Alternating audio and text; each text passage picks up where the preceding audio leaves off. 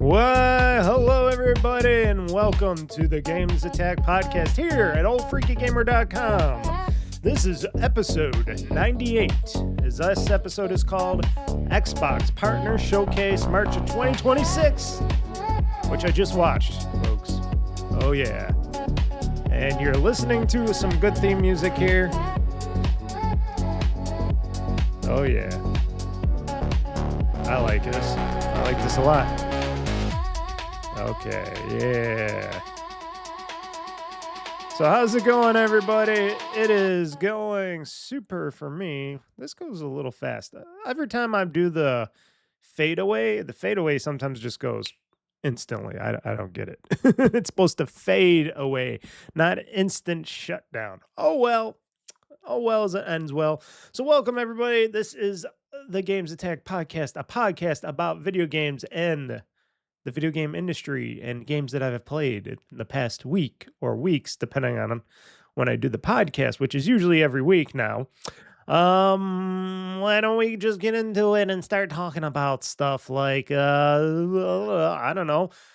I watched the Xbox Partner Preview Program Showcase, and wow, I was surprised. I was very, very, very surprised on what they were showing and what is about to be coming out for us all. If you're in the Xbox ecosystem, that is, or if you're Xbox for PC, of course, I got to say that too. I know the whole Xbox Play Anywhere kind of, I don't know, went away.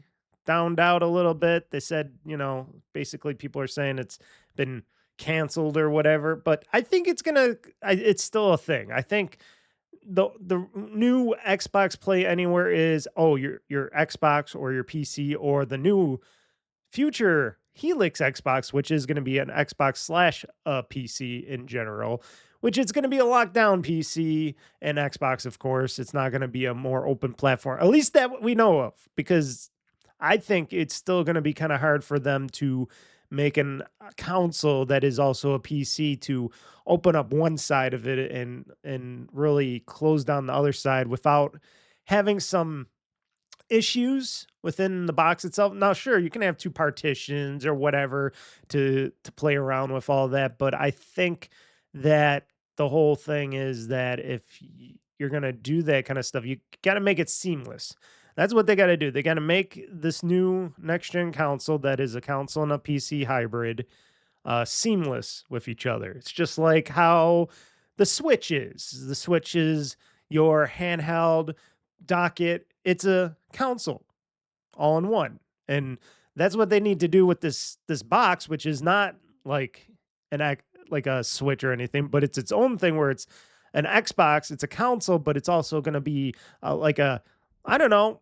They say it's going to be a premium device. It's going to be a powerful device, but I still think it's going to be a device that is for like beginning gamers on PC and stuff. Maybe it's going to help people that are not wanting to be in that PC ecosystem as much, that they're still kind of scared or they're new to it and stuff. And this helps them get into the PC gaming sphere, if you can understand that. And I think that this is going to help jump that gap because, Microsoft, they don't care if you're buying the games from them on your Xbox or a PC. If it's still going, the money's still going to them, it's still going to them. And then with the whole thing with the third parties and their third party storefronts, that is still a big question mark up in there. I don't know what's going on with that. The only people that I know of that spoke of definitely being on the new console PC hybrid is going to be Epic Games. And I have not heard anything from Steam or anybody else yet that is willing to take the jump or the leap to this new next-gen Helix console yet. That is still to be determined down the road, especially if Valve and Xbox, Microsoft aren't too buddy in a way. They are, but then they're not. There's some butting heads, especially when you got Valve and trying to make the Steam OS the thing of the future with Linux and all that in their what do you call it? The emulation part of it that helps make x86 games playable on the Linux side. And then you got Microsoft that says, hey, just play on Windows. Windows is good. Windows is fine. Even though a lot of people are complaining about it and stuff like that. And I can complain about Windows sometimes, but pretty much Windows 11 has been very solid for me. You know, after I jumped from Windows 10 to 11, I have not had any issues with Windows 11. And for people that do, I don't know why you have any issues with Windows 11 or anything like that. You could definitely tell me. Email me at oldfreakygamer@gmail.com or leave a comment in the comment section. Why do you have issues with Windows 11? Tell me. And what kind of system do you have? Do you have a pre-made system? Did you build it yourself? Did you get something just from the local Best Buy or something like that, the local store or something? Because that matters. Because remember, Windows has they try to make Windows playable on most PC devices, and it's hard because there's hundreds of thousands to maybe millions of different PCs out there, and it has to try to work on every one of them. And we're not talking about all the schmutz and all the other crap that they try to pile into Windows 11 nowadays. But also, if you're not paying for it, which most of us aren't, you know, I haven't paid for Windows since Windows 7, I think, because I think after 7, what was Windows 9? I forgot what Windows 9 was. Was that? It's been a little while. But since, you know, Windows 7, I haven't purchased a new copy of Windows ever since. And I had many PCs. I built my own PCs. I, got other PCs that I upgraded to Windows 11 or 10 and 11 and stuff like that. And I never had to buy a copy of Windows since that. So if you're buying a copy of Windows, I can understand your frustration. But if most of us don't buy Windows directly, it's kind of like, well, you can't complain that they want to try to make money off of you if they're basically giving you this thing that's making your computer run and play games on and all this other stuff that they're trying to do behind the scenes, which like I said, they're not perfect and they haven't been for a little while because of all the turmoil behind the scenes over at Microsoft. But all in all, they've been doing pretty, I think, a decent job with the Windows platform and PC in general. And for people that are like, I don't want to learn that, I don't want all that shit, it's dangerous, it's blah, blah, blah. And many people have their reasons. And like I said, comment in the comments below if you're watching the video portion of this podcast, or email me at, like I said, oldfreakygamer@gmail.com and let me know what your discrepancies are. Or you can also, I got Twitter and BlueSky as well if you want to comment on that side of stuff. But for me, like I said, it's free technically, and you're getting a free product, and you shouldn't be upset that people want to try to sell you stuff with their free product, you know, because nothing's really free out there. Now, like I said, I understand if you purchased a copy of Windows 11 or 10 or whatever like that, or if you built a PC and you had to buy a copy of it.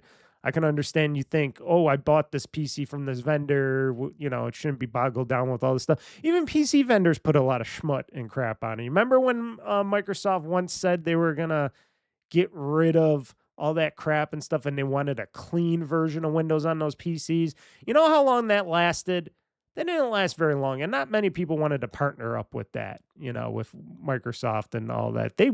Because people try to make a lot of money, and a lot of people, they make a lot of money on getting a lot of third-party crap on your system that you got to delete. And that is just the normal thing when you first boot up a PC, is you get rid of all the crap that's basically free on the PC. And it's not hard. You go to the app section, you go and you hit uninstall. I cannot fault that for that. Sure, Linux, clean. Most of the copies are clean. They don't got much crud and shit on there, but you're also going into a operating system that doesn't always play well with a lot of, Windows-based x86 applications. It doesn't play like with the Chrome, Steam, not Chrome, but the Steam OS doesn't play well with a lot of games yet out there because of DRM and a bunch of anti-cheat stuff. And then you got the whole thing of, oh, what if something happens in Linux or behind the scenes and you don't understand how to fix it and stuff? Unlike with a Windows machine, most of us usually know how to fix things, even if it's a pain in the ass. You don't have anybody to call for Linux. You don't have nobody to get a hold of with Linux, unless if you go to a PC shop or something. Sure, they might be they might know Linux and they might not know Linux, depending on how they do their work and stuff. And you got to take that dice roll. Linux is a great thing. It's in a lot of applications and programs and stuff. It is basically Android and iOS and all that stuff, but still you gotta play around in that world, and it's a world where it is not as secure as people would think it is. There's a lot of stuff made by a lot of open source people out there. Sometimes you don't know where it's coming from. At least more in the Windows world, you can lock things down. Microsoft is ultimately aware of stuff, and they're ultimately the gatekeepers of if anybody tries to break into Windows and do some violent stuff to your data and stuff like that. In a Linux system, that's not always true, unless if you know what you're doing and you know how to run stuff and do all that. And like I said, downloading drivers and applications and all that other stuff into Linux is a far greater feat than doing it in a Windows-based PC. It's just how it is. That's just how it is. I know, because I tried out Linux. I used it few times. And like I said, I use Android all the time. So it's a Linux-based system. So I kind of know Linux. I dabbled around in it and I'm like, yeah, it's okay. But still, I have no problem running Windows. And you could tweak Windows to what you want. A lot of people complain, well, I need that extra power to play my games and stuff. I'm like, first off, how much power do you really need? And if you bought a new PC, you should have all the power you need to run that game. And two, just turn off a bunch of stuff that you don't need running on your machine. Whenever I redo my machine or I build a new machine, or when I went to 10 to 11 and I, installed all the updates, did all the stuff, I made sure to turn off all the background services that I could that wouldn't mess up the machine, and turned off all the other apps that I didn't need and blah, blah, blah. And after that was all said and done, don't forget, the machine runs a lot faster, especially with games and stuff. And plus, Microsoft is bringing the version of Xbox for PC over to regular base PCs eventually, so you can get boot into like an Xbox for PC mode, and supposedly that's going to help turn off all the more system process heavy stuff if you're just going to be gaming with your PC. So that is said to be coming. I will be talking about that probably later in the Gamez Newz Now section. Yeah, I would think people would be a little happier with what's going on here. But I'm interested. I've been listening to more people talk about the Project Helix. I know we're gonna be kicking it off talking about the Xbox partner preview in a second, but I think I'm getting a little bit more excited about that. And I'm like, depending on what the console is, what it represents, and cost, of course, maybe on top of it, but mostly what it represents, what it has. Mainly, I'm hoping that Microsoft gets their digital dicks out of their asses, and they basically make this Xbox PC console more in a PC in a way. And I'm not saying, hey, make it all like PC interface and stuff.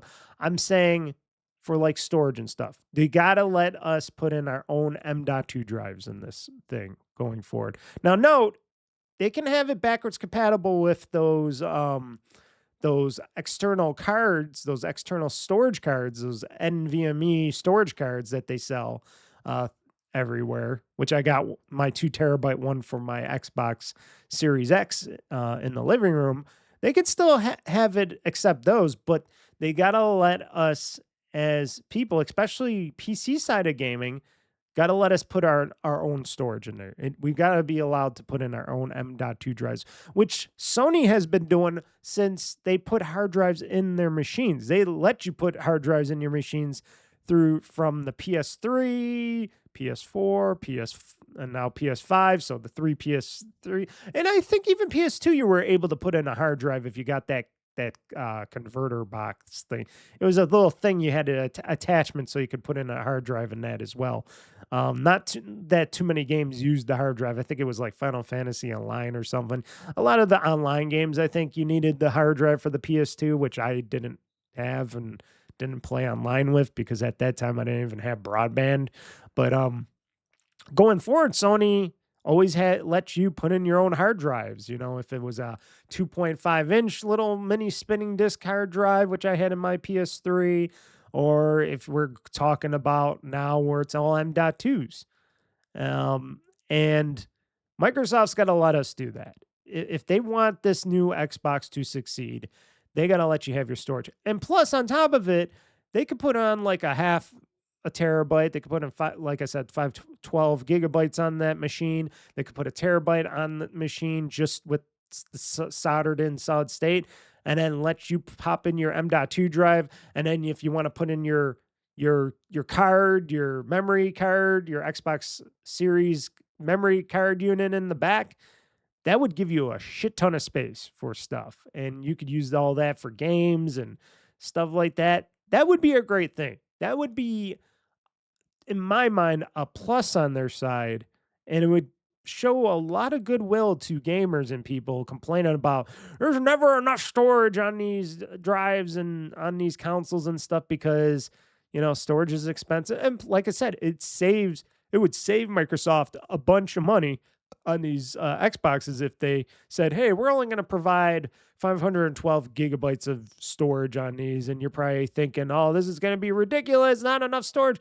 But here we go. You can put in your Xbox Series memory units in the back. And for now, starting now, we're letting you put in your own M.2 drives because we know you're going to put a lot of PC games on here, which are big. And you're going to be putting on a lot of games. I don't know on the PC side they're going to let you put mods on those games or not, if they're going to allow some modding or not. That is yet to be determined. It depends on how the system goes back and forth with, and you know, if Steam is going to be on there, are you going to be allowed to use the Steam modding side of things? And you know, there's a lot of questions that need to be answered yet, and it's still early. And maybe they'll answer most of this stuff during the summer showcase when Microsoft does their summer Microsoft showcase, Xbox showcase. I don't know, but they need to let us have our own drives in there. And if Asha Sharma, sorry if I say your name wrong. If she listens to podcasts, she listens to people like me, the regular people. I'm not talking about the people that are influencers and are on the top that complain and whine about stupid stuff that the real people don't care about out there. I would hope a lot of you don't care about what these influencers are saying and doing because, like I said, they're just all for show. They're not really helping you as the people out. You might think that, but you're being kid. They're bluffing you right now. You're getting jobbed. But, you know, if you're listening to average Joe Schmoes like me that buy these systems, that buy the games, because I can tell you this, I buy a lot of games. I buy consoles. I buy hardware. I play games. I am doing stuff like this podcast and my videos for nothing. I'm not an influencer at all. I don't think I influence anybody, but I am passionate about what I do, and I'm passionate about video games. And I am saying if you want to get these gamers and game mets out there to want to buy your systems, you're going to have to let them put in their own storage, and not some proprietary storage that's going to cost an arm and a leg with partners. Let people buy their own M.2 drives and stick them in a slot and put them in the computer/console hybrid. That is the Helix, whatever it's going to be called. That would solve a lot of problems. Plus, a lot of people would be like, oh, they are really doing stuff with this console. And a lot of goodwill would be coming back to you guys on that. So that is my reckoning on that. like I said, I still don't, like everybody else, we still do not know what this machine's going to be capable of and what it's going to do and back and forward on how everything's going to go. I'm still wondering how all the achievement stuff's going to work. Hopefully they bring more achievements on the PC side of things and say, hey, everybody, make achievements for this thing. But I'm not too, what should I say? I'm not in, not like, what am I saying here? Not hoping. I'm not promising any. Nah, that's not even a good saying. I'm not hopeful for it. There we go. I'm not hopeful that Microsoft, Xbox would get third parties and people that make the games for PC to put Xbox achievements in there to unlock if they're playing on the PC side of things to play on these consoles and stuff. I don't have faith in that, but you would hope if everybody's gonna want to make sure these systems are playing, right, and that we're getting what we are, and a lot of us like achievements, so hopefully that happens, but that's just my little nitpicky thing.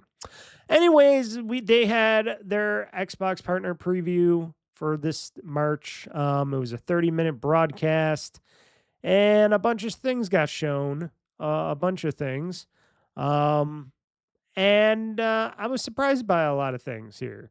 Let me go down the list here because I think they had it all like backwards here, but and not everything's in order here. But they were showing off some stuff, kicking it off and all that. Like they kicked it off with showing a bunch of games like Wuthering Waves, Wuthering Waves, which is coming July to Xbox for X and S, PC, and cloud. And Wuthering Waves is a story-rich action RPG built around exploration and freedom, heading to the Xbox Series X and S and PC and blah, blah, blah, like I just said. You awaken as Rover with no memory, of course, the no memory thing, and join a diverse group of resonators as you research for your past. Wuthering Waves, vibrant anime-style open world. Looks a little anime pornish here. I'm just gonna say it's definitely an anime. Has a little Persona looking in it too, but a little bit of a porno kind of look to it. But that's what most of the, like I said, animated anime style games are like. It becomes your playground through a sleek selection of traversal mechanics. Rover can soar, swing, slide, and speed across areas on a motorbike to explore the world and battle foes with ease. Wuthering Waves arrives on Xbox Series X and S, PC and Xbox Cloud, and Game Pass on July 2026. And it will be an Xbox Play Anywhere title.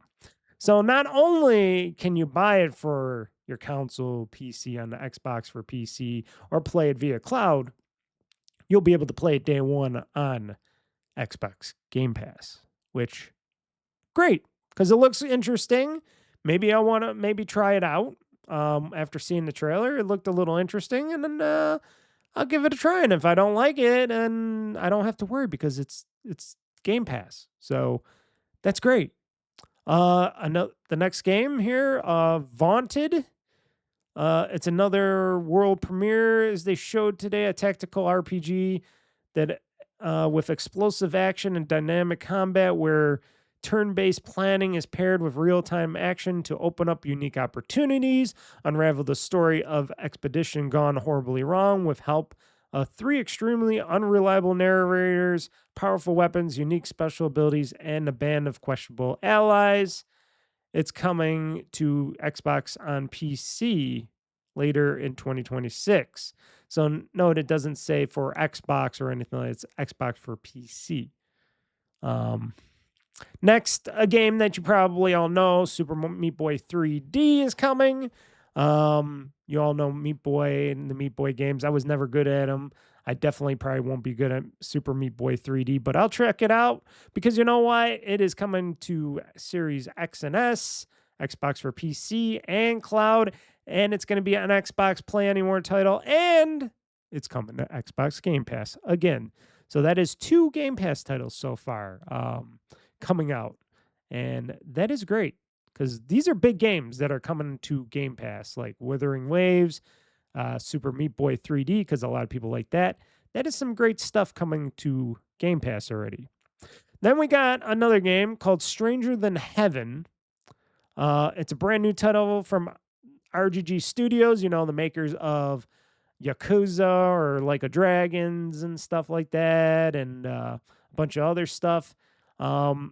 And in the new trailer, we learned for the first time the game's story takes place across 5 different time periods, which I thought was unique, and 5 unique cities. So it's just not one place. It's 5 time periods and 5 cities. That is pretty big. And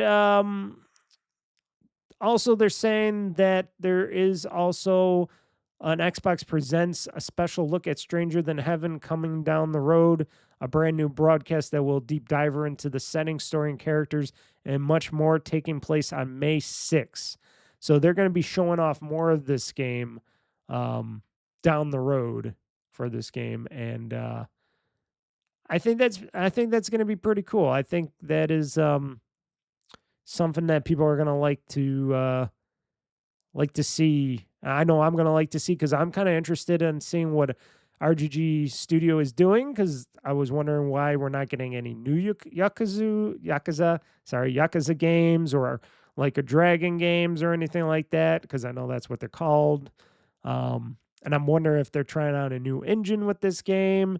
And I'm kind of worried about them because, like I said, the last put out the remaster of Yakuza 3/Dark Tides. They kind of messed that up a bit with pricing and all this other stuff. So I'm hoping this hits. Also, and I don't think this says this in here. I think it says it in the trailer. So hold on one second. Hold on. How do you turn off the sound? I want to turn off the sound on this. Oh, there we go. Sound's up there. I want to see the ending of this because I don't want to say anything unless if it's true. Yes, okay, because it doesn't mention it here in the description, but I am going to say this game, Stranger Than Heaven, is coming soon to the Series X and S console, to PC and cloud, and which I think is interesting for the first time, it's going to be a Play Anywhere title as well, and it's going to be on Game Pass day one for a RGG Studio game on Game Pass day one. Did they do that for any other RGG game that came out? I know they didn't do it for any of the Like a Dragon games or anything like that. I don't think. This has got to be big. And the game looks really good. If you check out the trailer for Stranger Than Heaven, it does like a lot of the other Yakuza games out there. If you like the fighting in the streets and all that, but going through the different time periods and different areas seems really cool. I can't wait to see what that's like. It's got like a old school gangster look to it, like old school Japanese gangster look. It's kind of interesting how they tried to make Japan look differently in different time periods and stuff, because I thought that was pretty cool. And it being a Game Pass title, I don't have to spend $60+ on it to find out if it's good or not, and it's coming to Xbox for PC, so I'll be playing it probably here. It'll probably be, I wonder if I should make this like a Yakuza Like Me series kind of a title game. I'll have to watch on May 6th to see if this is more of a Yakuza title or what, or Like a Dragon title or what like that, or if this is just something totally different. But it involves like early on Yakuza and all that other stuff. But like I said, because this is also going to be a Game Pass title, that's like a big leg up for Xbox beyond Sony or anybody else out there, because usually RGG and people aren't really putting their games out for free technically. And like I said, it ain't free because we are paying for Game Pass and stuff like that for those of us still liking and paying for Game Pass. But I think a brand new title like this, I think that's pretty cool. I think that's a good thing to do. And it makes me happy to be a Xbox Game Pass member still, because it's like titles like this is what? already 3 titles that I'm in, and there's still more out there. And 3 of these are big ones, are like newer games, like Meat Boy 3D is a newer game. That just did that just come out? Oh, it's coming on March 31st. Okay. So, and that's going to be a Game Pass game, or has that been out already? Or is this because it's a new game? I forgot if Super Meat Boy 3D came out already or not. Let me check here. I know a lot of this stuff I have to even look up on the fly because let's see here. Super Meat Boy 3D release date. Okay, it just says 2026. Well, thank you. Thank you for telling me not any information here. Okay, Super Meat Boy 3D releases on March 31st. Okay. Okay. Or is that just because it was doing that? 326. Okay. Release date. Okay, this is from them. 326. Well, that would be now, right? Oh, okay. Super Meat Boy Remake, tough as nail platform officially launched on March 31st, according to new release date trailer published in part by. Okay, maybe it's just coming out now. So Super Meat Boy 3D is a new game. So whenever it comes out, it is scheduled to release for PlayStation. Yeah, so I guess it's not out yet. Okay, I didn't know that because I heard a lot of other people that I listened to and on podcasts and stuff, they were playing it, so they must have got early copies of it because I was like, I wonder if this is out already or not. And I'm guessing this is coming out, and this is a new title. So these aren't titles that have been out there for over a year or something now. These are new titles like Super Meat Boy 3D, Wuthering Waves, and like I said, this Stranger Than Heaven game. That's 3 brand new titles coming to you guys on Game Pass. Day one. And I'm talking about probably Game Pass Ultimate if you're really wondering on what I'm trying to say on that too. Because some people are still wondering, oh, my Game Pass Basic's gonna get this? Probably not. Not right away, anyways. It'll come maybe to you later, but this is for people that paid the $30 per month premium for Game Pass. So sorry. Stalker 2 Cost of Hope was announced. It's DLC for Stalker 2. It says the DLC arrives this summer for the Xbox Series X and S, Xbox for PC and cloud.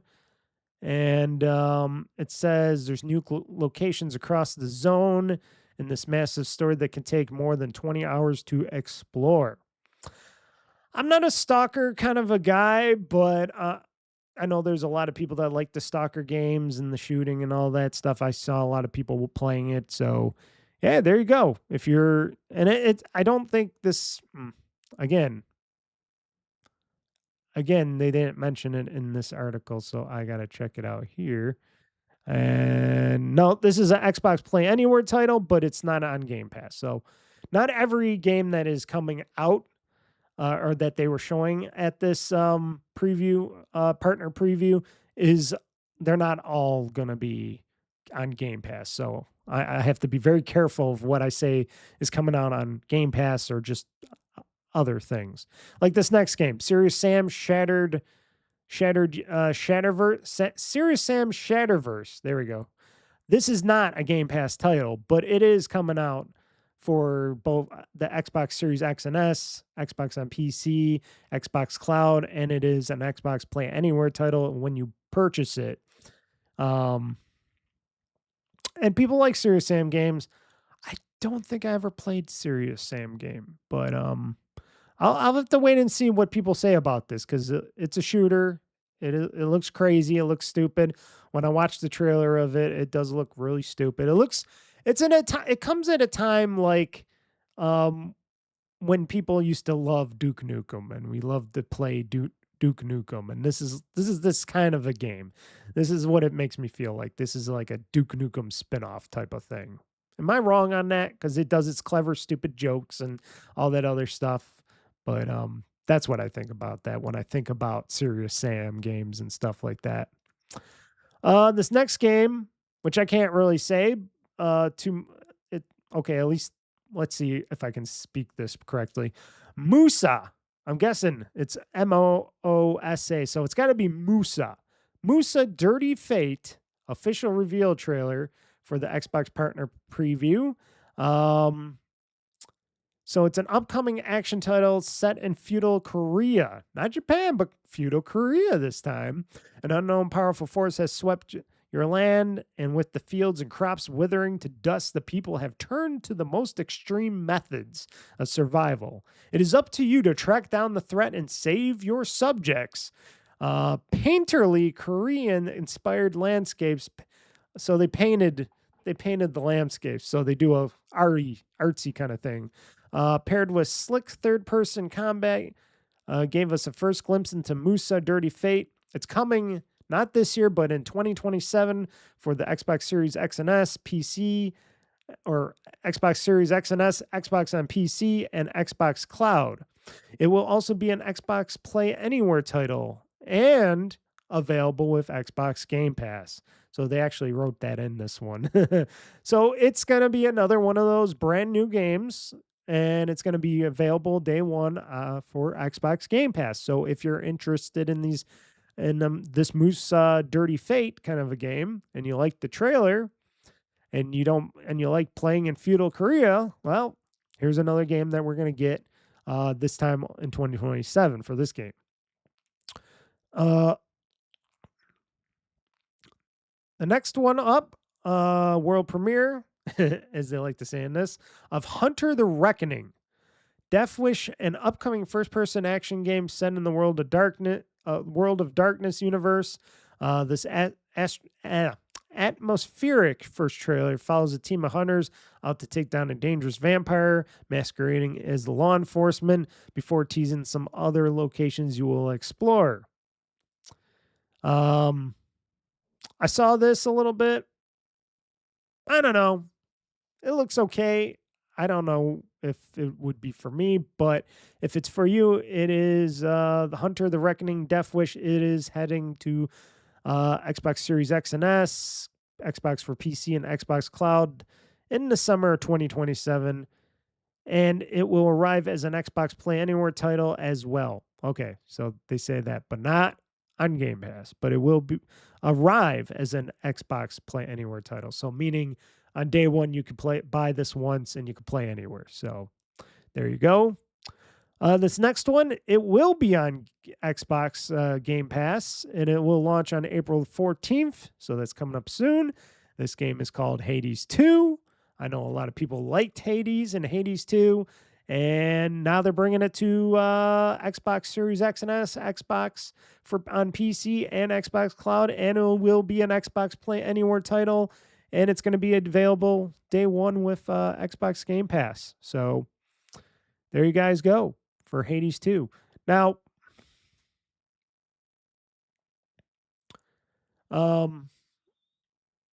this game was out, right? Hades 2, this was out for a while, right? But now it is coming to Xbox. Is that correct?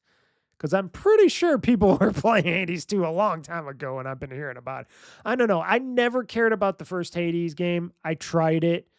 I just didn't get anywhere in it. Maybe with Hades 2, maybe I can crack the nut, as we would speak, with this. Maybe I'll try it out and see if I can get somewhere with this game. Because the first Hades, I was just like, I couldn't beat any boss. I couldn't do anything. I felt really aggravated with that, and I didn't want to because it looked pretty. I liked the battling system, but I just did not get into it. Maybe with Hades 2, I can get into it a bit more. And like I said, it's coming very soon, April 14th this year for, like I said, the consoles, Series X and S console, Xbox for PC and Cloud. It'll be an Xbox Play Anywhere title, and it's going to be on Game Pass. So there's no reason for me not to just attempt to try this game out now that it's coming to Xbox and stuff like that. So that's great. So another great title that people love out there coming to Xbox and Xbox Game Pass. This next game, this is probably for some people, not for me. Grave Seasons. It's launching August 14th of this year for Xbox Series X and S, Xbox for PC and cloud. It will be a day one Game Pass title as well as also an Xbox Play Anywhere title. It's they showed the latest trailer for the farming sim that with a terrifying twist. Your old cellmate writes an ominous letter about the new town you just moved to,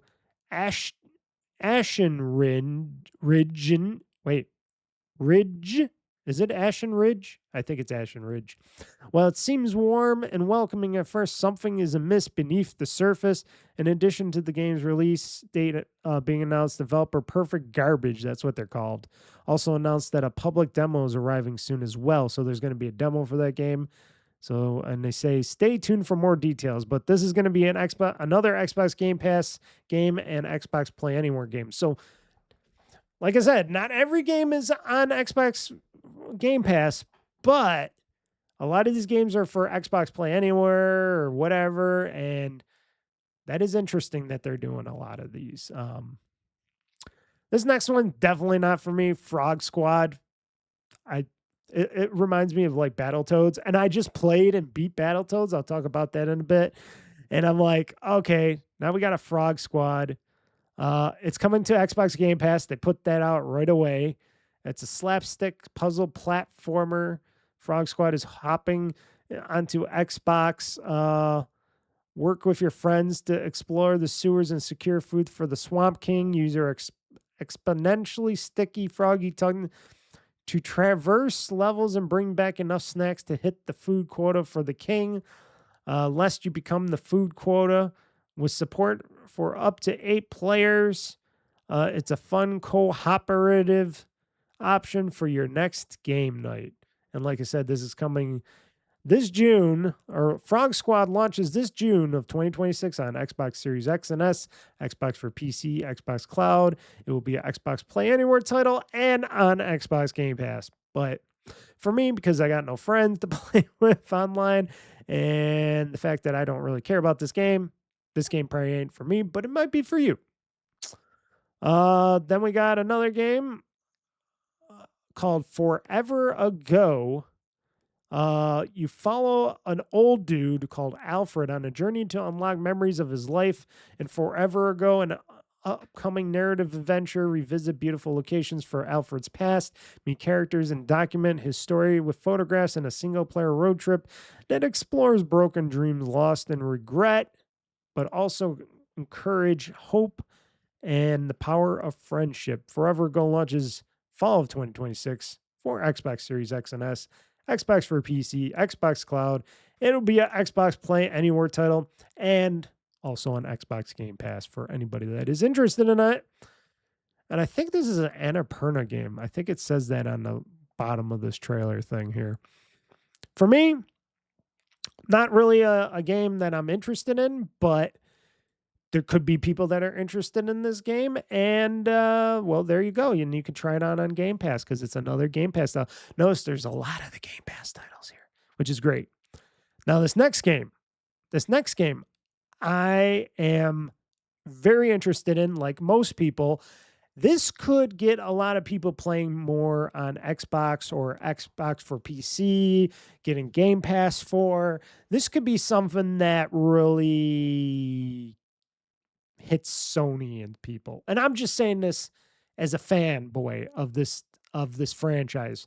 So, this game from this franchise is called The Expanse: Osiris Reborn. It is, they showed us a gameplay trailer for Expanse Osiris Reborn alongside news that a beta for the title is coming April 22nd of this year, and that the game's release window is now set for spring of 2027. So it's getting pushed a little bit back, but that's good because that means it gives them some time to work on the game and try it and have people try it out ahead of time and tell them what they like, what they don't like, and they get to see what it is. This is a third-person action RPG set in James S.A. Corey's iconic universe. The power balance between Mars and the Belt is on the edge of collapse. Isn't it always? Just like in a series, it's always on the verge of collapse. As your own custom as your own custom captain. Okay, as your own custom captain, I guess I'm my own captain. I get to create my own captain. You'll gather a crew and forge your own path through the volatile solar system shattered by conflict. The Expanse Osiris Reborn is coming to Xbox Series X and S, Xbox on PC, and Xbox Cloud. It will be also an Xbox Play Anywhere title and available on Xbox Game Pass day one.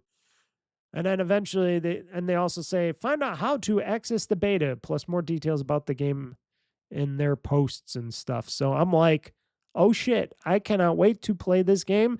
And I think if I got time, I will try out that beta on the 22nd or something. I am I'm a very big the Expanse fan. Now, no, I don't know if any of the original characters are coming back for this game or if they got any of the people that did the voices for like they did that Telltale like Expanse game, which I loved very much. I streamed it too. I think I streamed it. I at least made videos of it. Maybe I streamed it. I know I played through that and I really liked the Expanse, the video game that was done. And this is going to be an action RPG. A lot of people were also thinking this is going to be more like, not Dead Space, but what's that called? Mass Effect type of game. A lot of people were pretty interested in thinking, oh, this is going to be like a Mass Effect-esque kind of game. It could be. It could be. It's a third-person action RPG. So, and I think I saw in this trailer, I got to quickly scrub through this. Excuse me on this. I think I also seen in this trailer that you can fly your ship as well. Let me see here. I saw something. Yeah, I'm looking at it. I'm looking at flying through space. So don't quote me on this, but I'm thinking you can maybe fly your ship. That is sweet. That is really sweet. I'm going to enjoy this game when it comes out next year, and I will enjoy testing it out for the beta if I get to be able to play the beta on April 22nd and stuff, because not only is it Expanse and you can create your own crew, get your own crew, and you could be your own captain and stuff. This could be like they said, a good Mass Effect game, which I didn't like the Mass Effect games, but I will like the Expanse Mass Effect game. And like I said, it's going to be an Xbox Game Pass title, so I don't have to worry about paying for it, especially when it comes out next year. And it's going to be an Xbox Play Anywhere title, so I'm probably going to play on PC because why not? I got a PC. I could play on my handheld or something, or I might stream it as well. Who knows? I'm just very excited about the Expanse or Osiris Reborn. When I heard there was an Expanse video game, I was like, when I heard other podcasters talk about it, I'm like, what? There's an Expanse video game coming? How come I didn't hear nothing about that? And then I found out there was. I'm like, oh shit, there's an Expanse video game coming out. Where did that come from? And then I looked, I'm like, oh shit, this is going to be awesome.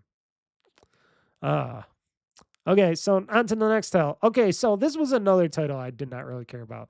This is another old man kind of a game, but it's more of those for those people that like those weird old school nostalgia, weird type of games that they're very not I don't want to say indie, but they're very artisanal. They're very artistic. So I'm not going to crush these people's game and say, oh, I don't want to play it. It's just probably not going to be for me. It's called Eternal Life of Goldman. It's coming also to Xbox Game Pass. And there's also a demo coming for it as well.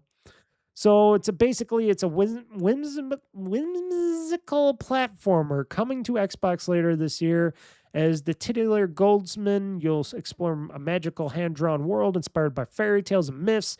Your mission is to kill the deity, a mysterious, fearsome creature that everyone knows about but no one has ever seen. Equipped with the trusty cane and a unique host of abilities, Goldsman must adventure across vibrant landscapes, each area and level lovingly crafted and colored by hand using classic frame-by-frame techniques.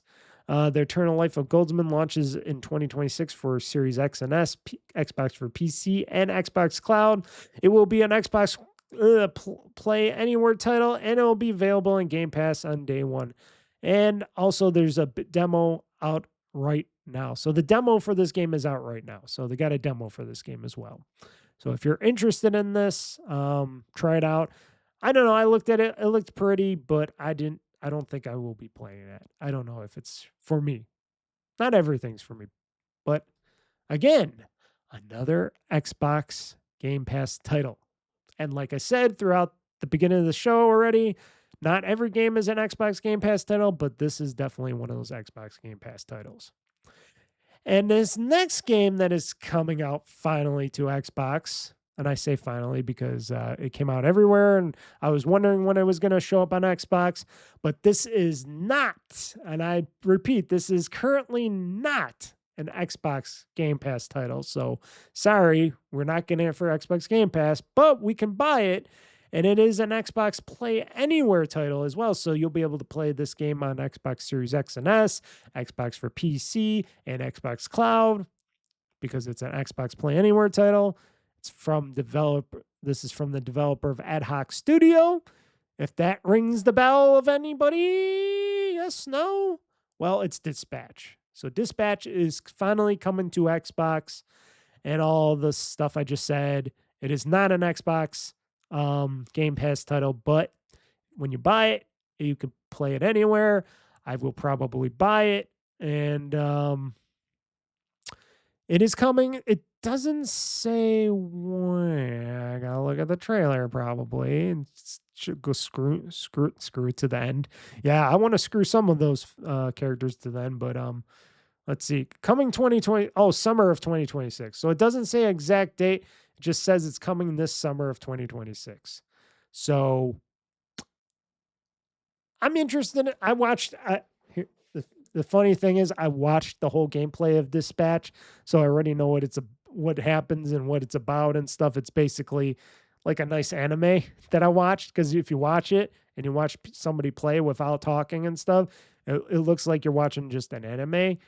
The only thing about Dispatch that I did not like was that computer puzzle thing that you got to do sometimes, where you're going with the rolly ball thing. You got to go through the system and all. It seemed kind of Dispatching the superheroes is interesting. I think I'm going to be horrible at that, but you never know. Maybe I'll do a good job, but I'm very happy about this game coming to Xbox platforms and Xbox for PC, because that means Xbox and Microsoft are doing something right. That means they're getting some of these games that they didn't get before, and now they get to come to the rest of us, and maybe they'll bring some people over, especially for the other games that are on Xbox Game Pass, So, but like I said, Dispatch is not a Game Pass title, but you never know. Maybe in the future it will be after it's being sold on Xbox, because you never know. They could bring it back as an Xbox Game Pass title. I wouldn't doubt it. The next game, which I definitely don't give a shit about, but people with little kids might, Bluey through a whole new lens, and Bluey's Happy Snaps. So Bluey, if you like Bluey, he's coming back. I'm not going to even talk about all this. There's a lot of stuff you're doing, brand new locations, perfect poses of Australian wildlife, hands-on play for real-life activities, blah, blah, blah, blah, blah, blah, blah. One of a client's scrapbook, blah, blah, blah, blah, blah. Bluey's Happy Snaps arrives on Xbox Series X and S. Xbox One, wow, they even mentioned Xbox One here. Xbox for PC and Xbox Cloud in fall of 2026. It's going to be an Xbox Play Anywhere title, and also available on Xbox Game Pass. So if you got little kids and you guys like your Bluey, here you go. You're going to get some more Bluey in the fall of this year, folks. Get your Bluey on. I shamelessly have to admit that I had played that other Bluey game, and I only did it to get the Xbox achievements, the easy Xbox achievements. So I'm here to admit that. My guilt to play that other Bluey game, and I thought it was stupid as shit. I thought that Bluey game was stupid as shit. I'm like, how come the two dogs aren't fucking? Where are we getting our fucking mutts? And then the brother or something, was it the brother of the guy or something? He looked like he wanted to fuck the woman dog too. And I'm like, oh, is there going to be some dog fucking in this game? Oh, no, it can't be because it's a kid's game. Anyways, there could be some dog fucking in this. I don't know. Maybe you'll catch somebody in the act with your photographs. I'm just saying. Bluey, I don't care. Horribly drawn, horribly looking, so simple, and kids like that shit. I don't know why. When I was a little kid, I never would like that shit. But I come from the land of Gumby and shit, so and Underdog. If anybody remembers Underdog and Gumby and stuff, then you know what I'm fucking talking about. A lot of drugs were going on in those days. Probably even more still than today. Okay, next game on the list, Ascend to Zero. Bend time to save the world is Ascend to Zero in this action roguelike. Time is your ultimate weapon, and you are able to manipulate it to gain the edge in battle. Freeze foes in their tracks. Gain a second or two to reset and reload, and make most of your moments on the utilize skills, abilities, and refine your run in this cyberpunk-inspired pixel art setting. Ascend to Zero launches July 13th of this year, and it's going to be available on the Xbox Series X and S, Xbox on PC, Xbox Cloud. It will be also an Xbox Play Anywhere title and available on Xbox Game Pass. Xbox Game Pass. It looks really interesting.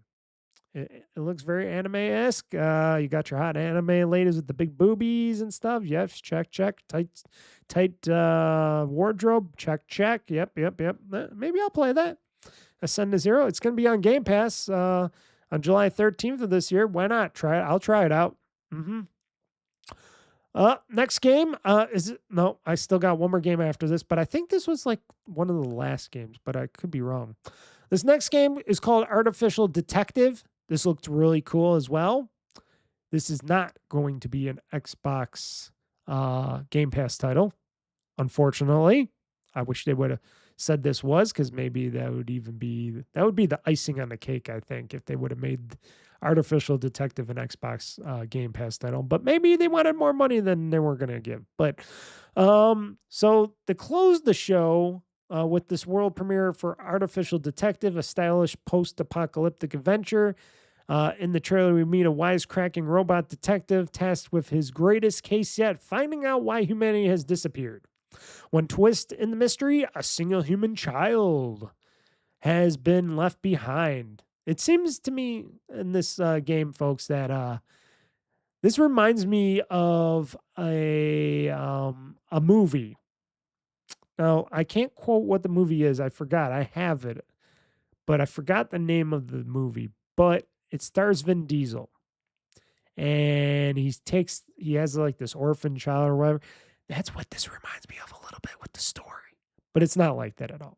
But it has a little smidge to it. I think it was something Babylon AD or something. Maybe that's what it was called. Don't quote me on that. That could be the title of the movie that I was thinking of about this. But this ain't that ain't this.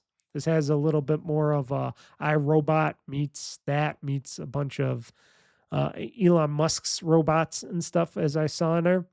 So basically, a child gets left behind. The pair must work together to solve the case and save humanity in an explosive third-person action adventure. We can't wait for more. Artificial Detective arrives in 2027 of next year for Xbox Series X and S, Xbox for PC, and Cloud. It will also be an Xbox Play Anywhere title. And like I said, as of right now, it is not a Game Pass title, but at least we'll be able to play it anywhere when we buy it. So hopefully this is going to be a good game, because it looks really cool in the trailer, and why not? And even though that was the final game, they put the other game on top of this, and this was a reveal trailer. It's called Alien Deathstrom, or ADS Alien Deathstrom.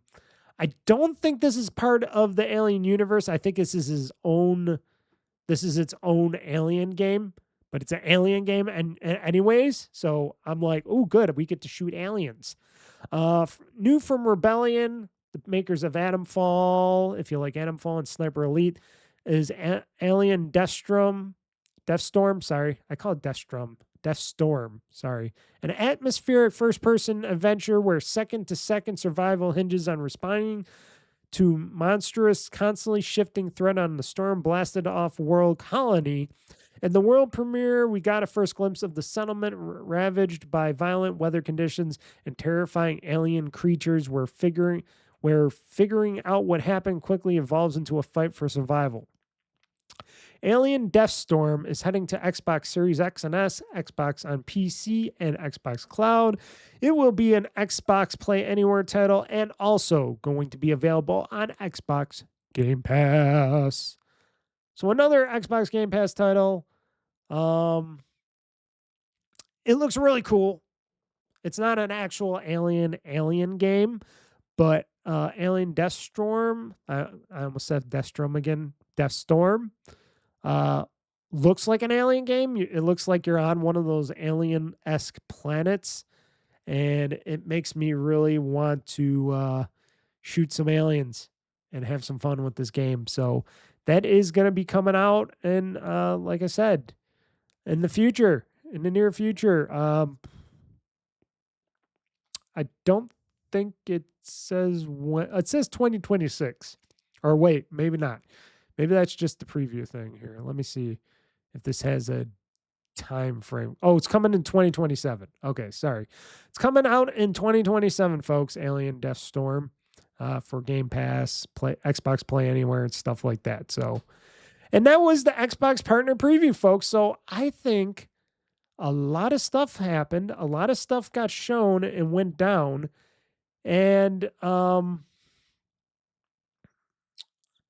14, so there's 7 never before seen titles as they're talking about. So they showed off 19 upcoming games, including 7 never before seen titles. 14 of these games out of these 19 games are playable day one with Xbox Game Pass Ultimate. It even says here in the show notes, because I'm looking at their show notes right now. So this is from directly from Microsoft, because I'm looking on Xbox Wire here. So good. I don't know why they screwed up some stuff and they didn't mention a lot of stuff on things, but okay. So this is coming right from the source, folks, from Aaron Paul, okay, or whatever. Or I'm talking. Oh, the voice of Dispatch is Robert. Okay, whatever. So he was the voice of that. Okay, because I thought it was AI. Because if you watched the Xbox partner preview, it sounded like AI that was talking, but it was actually the voice of Dispatch's Robert Robertson that did the presentation of the show, the voiceover artist, Aaron Paul. I didn't know that. It didn't. Okay, maybe it didn't. I didn't recognize it because it sounded AI-ish, but I guess not. I guess that was actually who it was that did it. So, like I said, they showed off 19 games, 7 never before seen titles, and 14 of these games are going to be playable day one for Xbox Game Pass Ultimate subscribers. So, people like me are going to be getting a lot of great games over this year and next year. From Game Pass Ultimate. So, Sony, you got some catching up to do. And Nintendo, but Nintendo don't do anything like that. They print money over there at Nintendo, even though they're not selling as many Nintendo Switches 2s as they would like to. They're still printing money over there, so I'm not too worried about them. Yeah, so I thought that was a great Xbox game preview, folks. I think that was a really good show and a really good showing on their part, and I was very, very happy to be a part of that. I was definitely happy to be a part of watching that today. And I'm talking about today because I am recording this podcast on Thursday. So if anybody is wondering that, I am recording this like right after the show, and it was a good show. It was nice and quick. They showed off a lot of great games. A lot of them I was interested in. Some maybe I wasn't, but they showed a little bit of everything for everybody. A lot of people were in the chats were going, oh, where's Persona 4 Reload or Persona 4 Remote Load or whatever it's called for the remake of Persona 4 from Persona 4 Golden and stuff. And then they were saying, oh, where is Halo going to be shown here? Or I'm hoping that new Gears is going to be shown here. And I'm like, this is the Xbox Partner Showcase. What does that have to do with the first party studios? Nothing. This ain't their first party studios. That stuff you'll see over on the Xbox Showcase in June. I guess people don't understand when these showcases and stuff are happening. I guess people don't understand how this stuff goes. But anyway, it was great. I was happy as a gamer and a Game Pass Ultimate subscriber that pays $30 a month for it. And maybe this will get some people back over. I don't know. Do I have this in the show? Another thing, I should look at my show notes that I confirm here, but I think I do have that. Oh yeah, I do have that in the show notes. So, but teaser, they want to try to make Game Pass cheaper again, and I'm like, okay, but we'll talk about that in a little bit. Right now, I want to talk about something else. I want to talk about the games, and I'm talking about the games that I've played in the past week before we get into talking a little bit more about the NVIDIA and the DLSS 5 slop that people are saying that it is. And I just want to comment a little bit more on that and give a little bit more of my opinion, and then I'm shutting that shit down unless if some new stuff comes out. So, yes. So why don't we get into, like I said, the games that I, Mr. Mike, have played this past week. The games that have been played in the past week. Okay, we're here live. Or I'm here live. You're listening and watching this later. The games that I've been playing in the past week, I'm going to go through quickly because there's not too much big games on here, and there's also one game that I'm not going to mention, but I'm going to say that I played a game. Final Fantasy VII Remake Intergrade. As you all know, I've been streaming that each and every Friday on my Final Fantasy VII Fridays streams for GameOn Live. That's going to also happen this Friday. I mean, this Friday, after I record this podcast, that is, and probably next Friday as well, the Friday after this podcast that you watch anyways, because there's supposedly going to be still a lot more chapters to go. I'm on chapter, I think, 15 right now, and then you got 16, 17, 18, and then they said maybe two after prologues or something. I don't know if that's true or not. I don't know. I tried. I didn't really look ahead or anything, but there could be a lot of gameplay still, so I'll probably be on it this Friday. I'll try to stream like 3 hours again or so, or give or take, depending on how tired I am from working and stuff. But then following Friday, we'll see if I can wrap it up or not. We'll see. We'll see how it goes. We'll see how long these chapters are, how far it goes, etc. But I've been having a blast in Final Fantasy VII Remake, and can't wait till the next one pops up on Xbox when I buy that, and that's coming in June too. So June is going to be a nice little gaming month for me. It's a shame it's going to be warm and nice outside, and I'm going to be doing a lot of stuff outside of my house and stuff, and I got a lot of work to do before. Probably I'm going to try to do some of it before June, but we'll see. We'll see how the weather goes. We'll see how the rain, the warmth and cold, stuff like that. We'll see, because there's a lot of stuff I want to do, but there's a lot of stuff that I probably have to wait on, and then but I always got a lot of stuff. That's just me, folks. I'm a very busy man. I got a lot of projects and stuff, especially at home. And when it comes to be nicer weather, warmer weather, and more summery spring and summer, that means less game playing for me mostly, and less videos and stuff that I do. And that's just normally the norm for me, for you guys. And but yes, definitely Final Fantasy VII Remake is great. Cannot wait till the part 2 of that comes out this June for people like me, and then I'll be playing through that. Maybe I won't stream that. I don't know. Maybe I will stream that. Who knows? But I've been playing on PC. Also been playing a lot more of Assassin's Creed Shadows remotely, playing that on my Xbox ROG Ally X off my Xbox Series X. Been having fun with that. Love playing that game. Love just kicking and killing the people with my big old swords. Naoi, she's great with killing people with swords. Assassin's Creed Shadows, if you haven't played that game yet, play it. It's a lot of game, and it's worth every fucking penny. And I'm sure it's always on sale right now because, Ubisoft needs the money.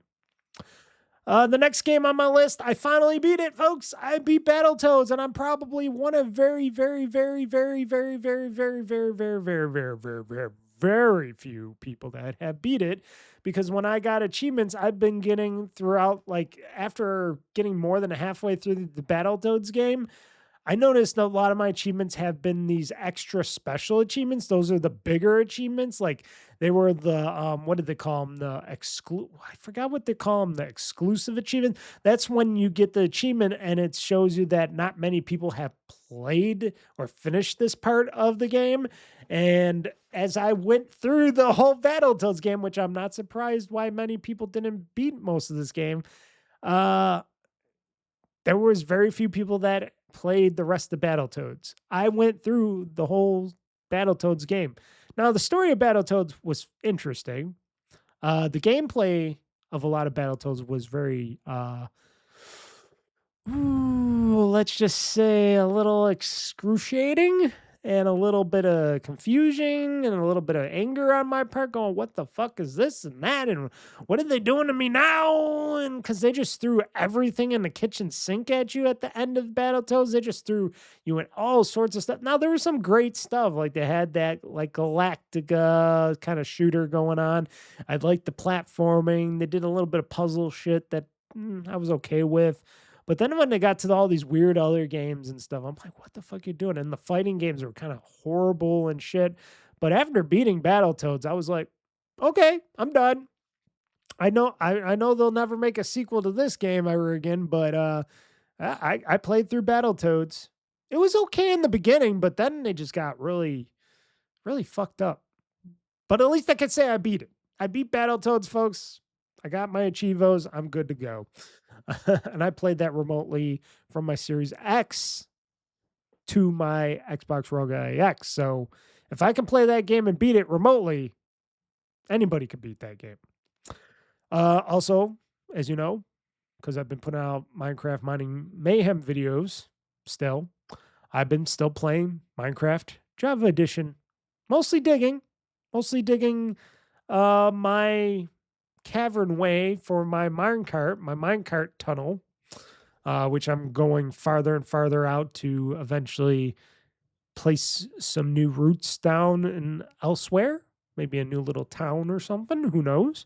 But that's what I've been doing. And if you've been watching my Minecraft Mining Mayhem videos lately, you notice I've been channeling and doing that stuff. Sometimes I'm doing a little bit battling, especially with the Enderman and shit like that, because those Endermen really suck. But I've been playing that game, and then I've been streaming, or I've been recording that game and putting out on my Minecraft Mining Mayhem videos. They might not always be the most exciting videos, but maybe there's something you want to put on alongside on your TV alongside when if you're doing some work or cleaning, or you're playing a game on your handheld and you just want something on the screen. I'm happy to provide that for you. And if you're very interested in Minecraft and people building stuff, that's what I do. I build stuff. I don't do always the craziest things, but I build stuff and I have fun breaking stuff down and just building worlds and stuff. And that's what I'm doing in this game. Having fun in the Java version for that. So I've been playing that on PC and having fun with that. Also, Powerwash Simulator 2. Still been playing my Xbox Rogue X. Once in a while, I'll jump on there when I don't got that much time and I'm just tired and I want to spray some stuff down and clean some stuff and get stuff really clean. And my cats are meowing and purring in the game. And I'm like, cool. This is Powerwash Simulator 2, folks. That's what we do. We powerwash stuff. And it's still fun. Still fun. And I'm sure they're starting to work on Powerwash Simulator 3. Why not? Another game. This game, which I bought a while when I found out that Asha Sharma played this game, and I was like, oh, what's this game called Ball X Pit that Asha Sharma has played? I don't know. I want to find out if this is a real game. And sure enough, it was a real game. I'm like, oh, this game looked really cool. And then I played it. I'm like, shit, this is a Game Pass game. Oh my God, this game is really fucking cool. And then I'm like, shit, I'm just going to buy this game because I know this game's going to take me forever to ever beat this if I ever beat it. And I did. I bought it. It was really cheap. I think it was like $11 and something cents or something. So I've been playing more Ball X Pit and having fun killing weird creatures that just slide down the screen and you're just shooting your balls all around. Your balls are going everywhere, folks. You know, my balls like to swing everywhere and you're killing things. And then when you're done, if you win the run or you don't win the run, and you just go back up top to the surface and you shoot your little guys out like little seedmen, and they go around and collecting things and upgrading things, and that's how you play the game. And then you go back underground to fight more creatures and stuff, and you go back up and down, up and down. It's really a neat game. It's really a fun game. Ball X Pit, try it out. I've been playing on a PC. Watch my videos. It's definitely subscribe to my channel, my YouTube channel at OldFreakyGamer on YouTube, or OldFreakyGamer on YouTube or OldFreakyGamer-2023 on YouTube. It's a really good game. I'm telling you, Ball X Pit, a really fun game. Like I said, it reminds me of the early days of Snood mixed with a little bit of Tetris and Ball Breaker and stuff like that. It's got a lot of that stuff all together in it, and it makes it for one very good game. The next game I've been playing, which I'm a little confused on because it says it has an actual story mode, but it only seems to have like one little story mode to this game. And I should look up if other people like me were kind of frustrated by this, but I like it because the fighting was interesting. And it was on sale really cheap when I bought it. And it was King of Fighters XV. I've been playing that remotely because I only have it for Xbox Series X console on my Xbox Series X. I don't have it for Xbox for PC because there isn't an Xbox.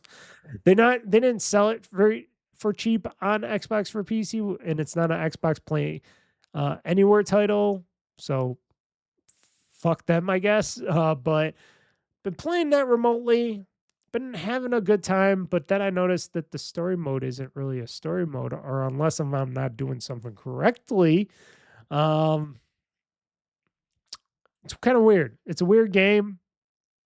Never played any of the King of Fighters games, so this is my first King of Fighters fighting game, and let's just say a lot of the other fighters have more abilities and things going on beyond the King of Fighters series. They got stuff, but other places have more going on. So there you have that. And like I said, I've been playing that remotely on my Xbox Raw Gallery X, streamed from my Series X console, or remote played. And then the final game I'm not going to tell you about, but I played a final game. I can't tell you what it's about. It's a shooter in space, blah, blah, blah, blah, blah. You jump on a planet with a bestie, and that's all I'm going to tell you. And basically, it's going to be my new game through game, but I'm not going to tell you what that game is, and I'm kind of dreading to play it. But I played like through the first chapter or level or whatever they consider it, and I actually got through it this time. And then I was like, okay, this looks a little interesting, even though they're doing that fake-ish open world shit in this game. But I'm like, okay, I'm giving it a try. And I think I said too much here, but you might get the gist on what I am talking about of the secret game that I'm playing.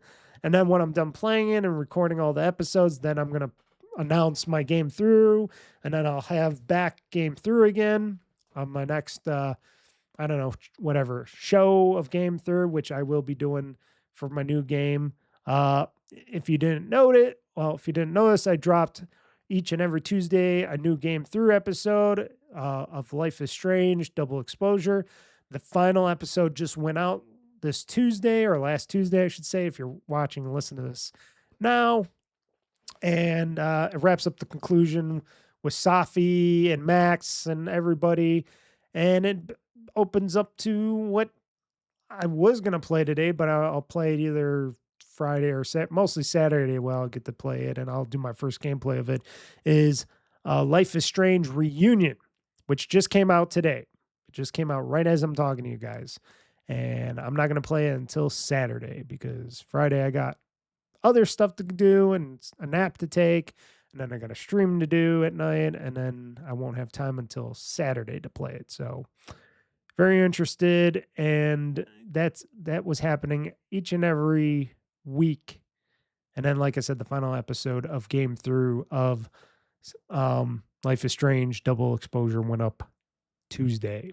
So enjoy those. And then, like I said, when I'm done with the next game and then I announce when my next Game Through series goes up, then I'll let you guys know. So that was the games that I and Mr. Mike have played in the past week. And also, I just want to also let you know, because you know me, I like to buy new games all the time, and I like to buy all this other stuff. This time, I just bought a bunch of DLC that was on sale, because Steam had another super sale going on, like Steam usually does on Steam sales and stuff. I forgot what the Steam sale was called, but I bought a special American Trucker Simulator DLC super pack. It came with Steampunk Paint Job Pack, American Truck Simulator, Heavy Cargo Pack, American Truck Simulator, other stuff. So basically, I bought this pack because I didn't care about the paint jobs or the heavy cargo and stuff, but I got American Truck Simulator DLC for New Mexico, Oregon, Washington, Utah, Idaho, Texas, Montana. And I think that's all of them. And then the rest is a bunch of other stuff like sport and paint jobs, DLC packs, all these other accessory DLC packs, stuff I didn't care about. But they had a whole bunch of these areas that now I can drive in with all these other states and stuff. And I felt like this was a very good deal.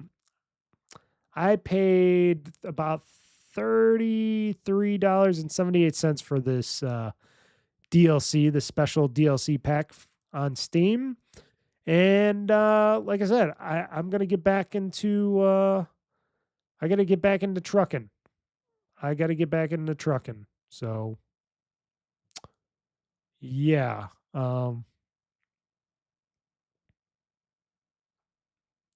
Yeah, I gotta get back into trucking with American Truck Simulator. It's been a little while. I'm gonna get back into it eventually.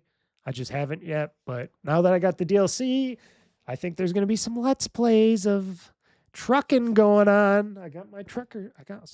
Ooh, boy, I'm bouncing ever. Got my trucker's hat in the back, so I'm all ready, folks, to do some trucking.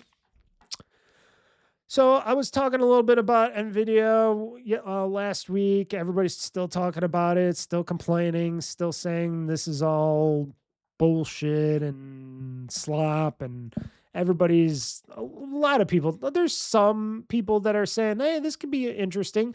I said, hey, this is still early on. They're not coming out with this, I guess, until next year. That's what I thought originally they were saying.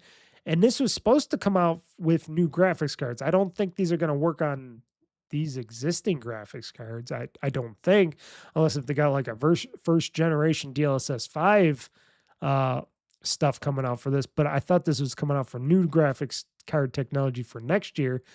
And like I said, it's still an early it's still, I think, in maybe not early stages, but it's still in a working state, and developers and people could comment and make some changes to it. And people don't really have to use this technology. If you don't like it, you don't have to use DLSS technology. You know, Jason Hung even said you don't even have to use it. Everybody said the same thing. So people are still getting up in arms going, it's ruining the art of the games. It's ruining the whole thing of the games. And I'm like, no. And even Jason Hung has been saying, hey, I don't love AI slop myself, but he says, I'm going to defend DLSS 5 because he says, hey, this is something that can help out games and help out people. And for me, like I said, this could be an accessibility thing for people like me that maybe I want some things lighter, not darker. I know it's not to the tone of what the games are supposed to be from the developers, but you know what? Every game I play, especially on PC here, folks, if you don't see me, I'm usually making stuff brighter. I'm changing some stuff up. I'm taking out motion blur and all this other stuff that originally the developers wanted in their games. And I do a lot of stuff to just for me to be able to see the game better. I do that for me. And, that's something that I am able to do. And if developers don't mind and people don't mind doing the DLSS 5 game for their games, it's going to be great. And then people were talking about how, DLSS 5 is redrawing games, and NVIDIA says, yes, it's basically redrawing the games. And people saying, oh, that's bad because it's taken away. It's like not doing the best thing for redrawing the games, and it's compromising the art of the developers and stuff. And it's like, people, why do you complain so much? Why are everybody whining and complaining about everything? Nobody's happy about anything, any technology, anything going on, especially when it comes to gaming and stuff. And I know AI is ruining everything else, but it's not ruining stuff like this. We can use probably a bit more AI technology in our stuff, like our graphics cards and stuff, because it could help them run better, run faster with games, make games look and run better. And it can maybe, even if it's using probably more processes to run this stuff, maybe they're going to utilize it so it doesn't suck as much, that it doesn't run as hard and hot and stuff, the graphics card. Maybe it'll help it out in the future, and future renditions of DLSS 5 and beyond and stuff like that.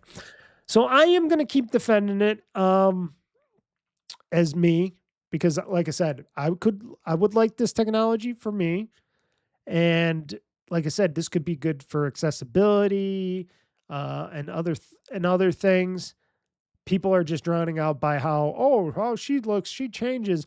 Why she got big puffy lips and red and blah, blah, blah. And I'm like, wow, you guys are really, really something. Yeah, it's AI. It's been trained with real world big models and stuff and everything else on the internet, maybe porn too as well, because everybody's saying, oh, it must have been training on porn. Yes, porn is everywhere on the internet. I'm sorry to say, but porn is everywhere. And if AI is scratching the whole internet to find stuff and to eat up and learn from, well, that would be also something that AI scratches up and eats up, and all that stuff is some porn and stuff. And I don't really care. As long as the game can look a bit better, run better, and be better for people like me, I don't give a flying fuck. No excuse, people. I don't give a flying fuck about any of the rest of you, because you know what? We're all different, right? Yeah, just like she said, we're all different. There we go. That was a good use for that. Anyways, don't be too hard on it. Don't freak out about this technology. Like I said, everybody's freaking out. They're like, oh, this is bullshit. This sucks. These people got no business of doing this and blah, blah, blah. I hate this. I hate this. Especially from the lefty kind of people going on. They're just like, I hate this. I hate this. Ah, this is horrible. It's the end of the world. It's the end of the world. It sounds like that's what they're talking about. It's the end of the world, end of gaming, end of the world. And it's like, calm down. It's just an application. It's just a program. It's not something they're going to force down your throats. I can understand it if NVIDIA was going to eventually force this down everybody's throat and say, hey, in order to play games in the future, you got to get this new graphics card and you got to put on DLSS 5 or else you can't play your games. That would be something to complain about. But this is something that's going to be optional. Everybody says it's going to be optional. You know, NVIDIA, the developers. And even the developers are helping out to, you know, they're working with NVIDIA and they're helping out to say, yeah, okay, this might go too far. This might be cool. You know, maybe it can make our game look better and do better, you know, like Bethesda. And everybody's complaining saying, oh, if the developers have to do this stuff for NVIDIA, then it's all broken. It's all over. It's all game over and blah, blah, blah, blah, blah. And stupid shit like that, where they just have their verbal diarrhea and going, what? The developers can't help? NVIDIA. NVIDIA is helping them a little bit, get them recognized a bit more or whatever, and they can't help out. What's wrong with that? I don't get it. I don't get why it's so wrong for developers to help. I know they're working on games and stuff, but if they got time and they want to do it and they want to help out NVIDIA to make their games look better, even though they drew them up and it's all out there on their digital sphere, maybe they want to maybe they're interested in how their games look after this DLSS 5 is applied, and maybe they're going to help them tweak the system and stuff so future games will look even better and not as, whatever.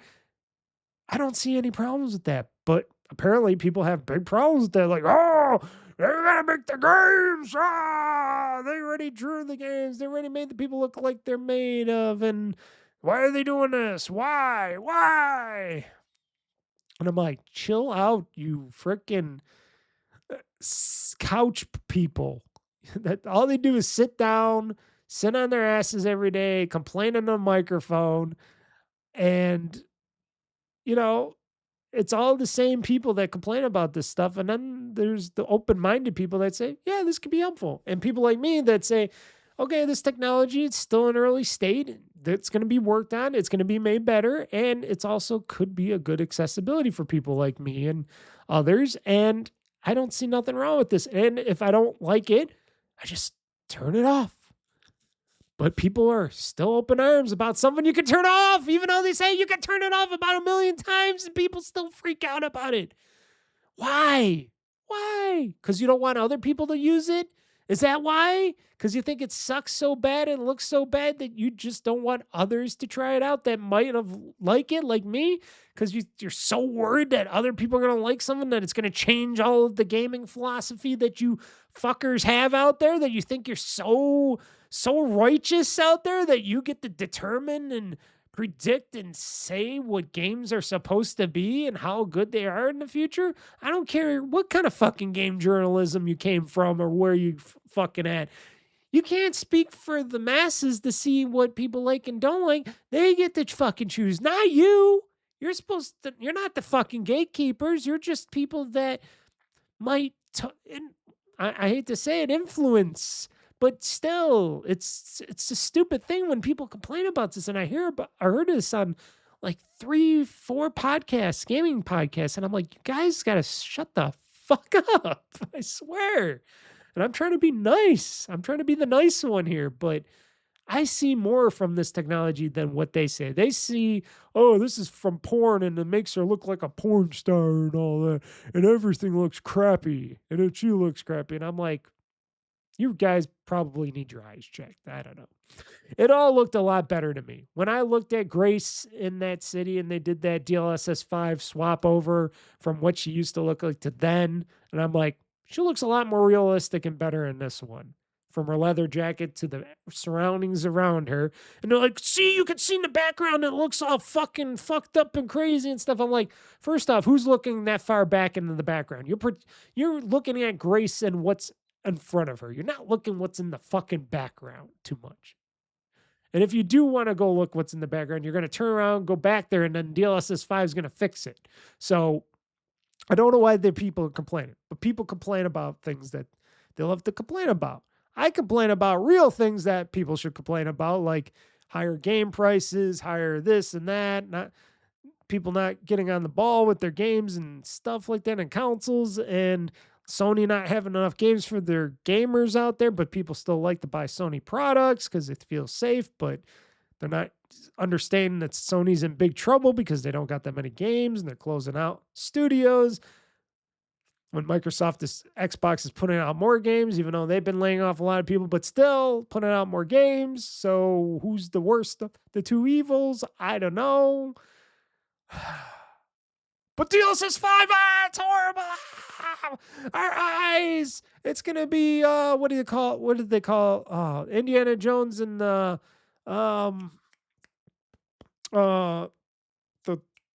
Lost Cradle. Oh, what's it called? Is it called the Lost Cradle? You know what I'm talking about. The one where they took the box of God and they opened it up. Everybody's eyes got burned out and all the Nazis got blown away. And Indiana and what's her name? They survived because they weren't looking and shit. That's what I'm talking about. That's what all these other game so-called journalists, influencers are saying and crying about. They're like, our eyes, we're gonna get burned. We're the Nazis. We're getting all our eyes burned out. Because it's the end of the world. DLSS 5 is the end of the world.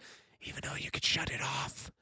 You just hit click a task in the task thing and it shuts it off. But people are so worried about it. Why?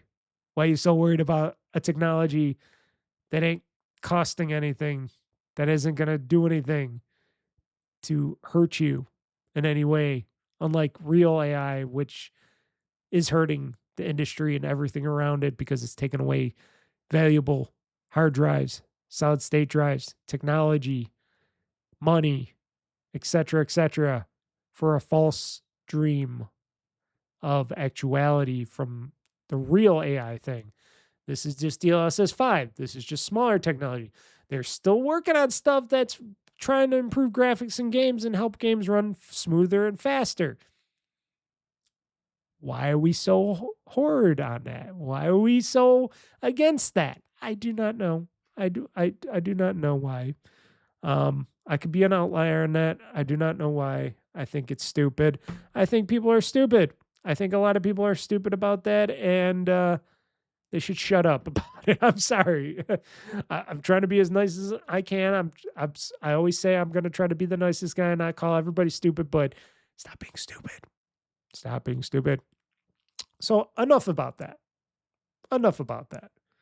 We're done. I'm done talking about DLSS 5 unless if some other revelations come out of it and whatnot, or graphics cards that are going to come out for it and stuff. A lot of people still think it's coming out for these generation graphics cards and 5090s and stuff.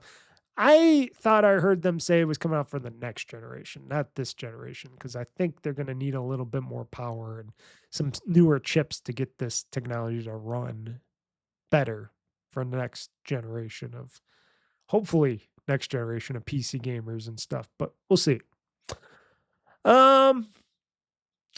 What else? Did I have anything else to talk about before I get into the Gamez Newz Now? Let's see here. I talked about that. Talked about that. I already talked about the game I got. I got a bigger setup here going on, folks. I'm trying out one new monitor. Well, it's not a new monitor. I had it for my other computer, but I'm trying it out. So this, well, for you guys, the last stream. But for me, this Friday, this upcoming tomorrow, Friday, for me, I got my other mini monitor here. It's a fold away. It's got it's like a tablet. It looks like a tablet, this monitor, and it has the tablet cover, this thing that can turn into a stand for it. And I could plug in a HDMI cable into it and stuff. And I got it powered. I got that hooked up to my graphics card here. So it's a third monitor for my setup here. And I want to use this, and I'm going to test this out tomorrow if anybody chats with me or whatever. And I want to try to use this as my chat thing, as my chat monitor for chatting with people on my stream on Fridays, you know. And then what I'm hoping for, folks, I'm hoping this works well and it doesn't suck up more processing power and stuff, because I am using it as a third monitor. It's going to have my chat window for my YouTube chats, and it's going to have on the other side my window for my Twitch chats, if anybody wants to Twitch chat me. So if you didn't notice before, I will mention it during my stream on Friday when I stream both on Twitch and YouTube, because I stream to both YouTube and Twitch at the same time.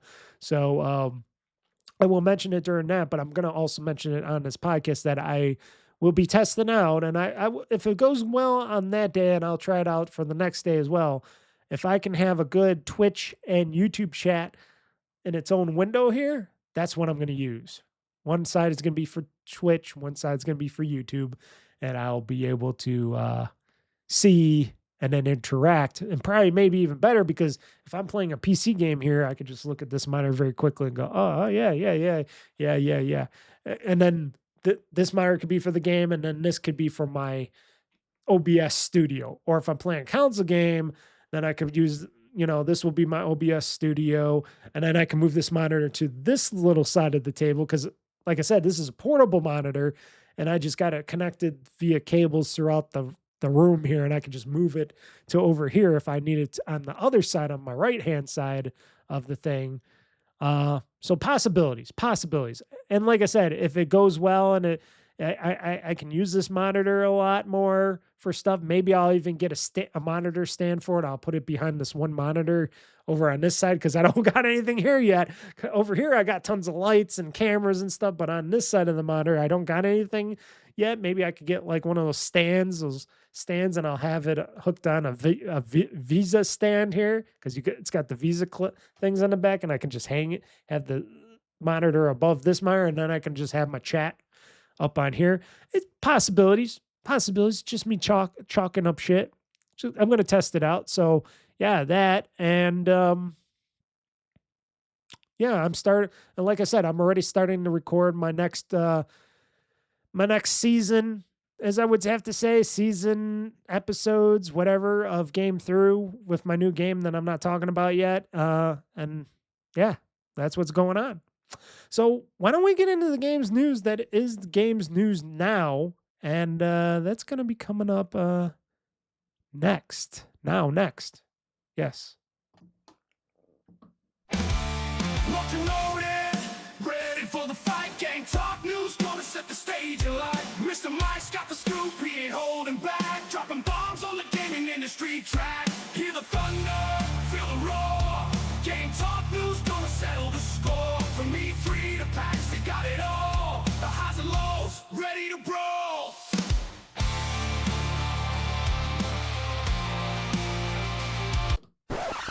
There we go. That's good to end it quickly. Because like I said, the whole time I have it to calmly get the music down, it just goes quickly and it doesn't sound good at all. So I got to try little tricks to cut the music short sometimes for switches and stuff. So hopefully it's good. So here in the Gamez Newz Now section, Xbox mode begins rolling out for PC as console users gain cloud save visibility. That's both has been very good. A lot of updates have been going across Xbox mode for PC and console gain cloud save visibility. Seeing the visibility of, oh, my cloud saves are synced and all that. That's really good. I like that stuff. I like knowing when my clouds saves are being synced correctly and when they're being synced at. And I can see that, and that the PC Xbox mode is rolling out for PCs and stuff like that. So they're doing a lot of great stuff. They're doing for Xbox mode. It's like Steam's big picture mode and stuff like that, and the interface is more Xbox-like in looks and stuff like that. And that's been really cool that they're doing this stuff. And it's something that's been in the works for a while. It's been mostly on the Xbox Raw Gallery X, so my portable ones, but they are rolling out to more PCs like my desktop and stuff like that. So when I'm playing games on there, I could go into Xbox mode. I don't know how well that's going to work for me with my dual monitor setup, especially if I'm running OBS and stuff. I'm hoping that does not kill OBS and stuff, but I'll check it out and see how well that works when I get the update for that. And it's supposed to work with the Xbox Game Bar, I think they said as well, a lot better. So new feature, game card users can now see the status of the game's cloud save sync for titles you've played on your console when viewing the game card. That's cool. You can now view more details on navigating the game's artwork, currently on alpha skip ahead. So it's still coming out, still rolling out to people, but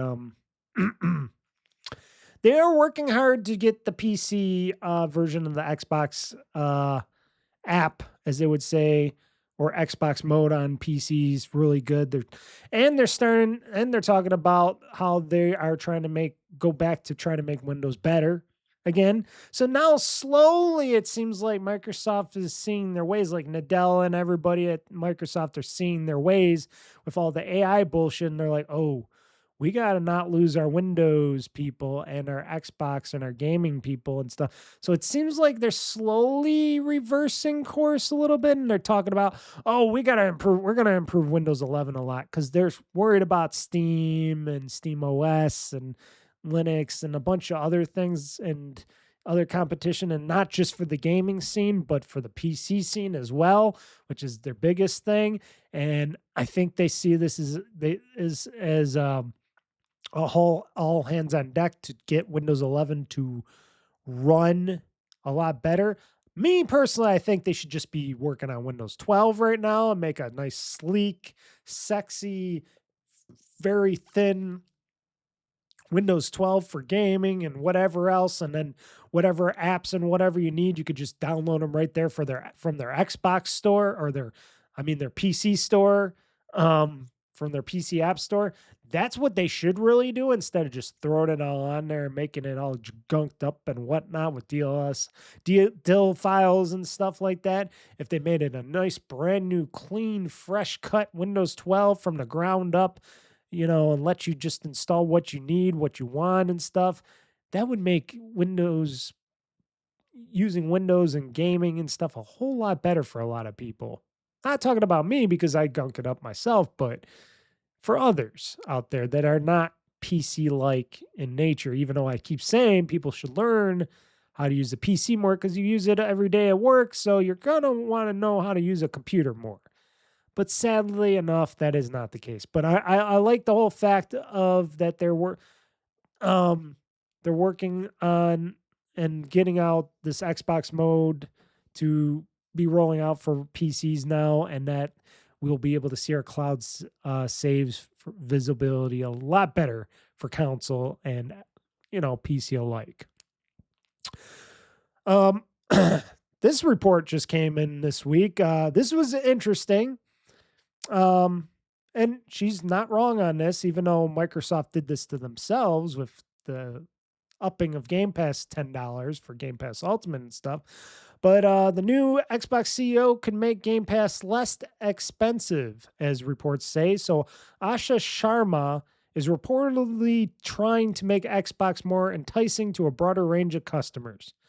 Well, if we didn't try to nickel and dime everybody throughout the years, because Microsoft had their AI initiative that they got to pay for, and their company was trying to not hemorrhage money, even though they got plenty of money in the bank and stuff still, but for shareholder value and blah, blah, blah, blah, corporate bullshit and stuff like that.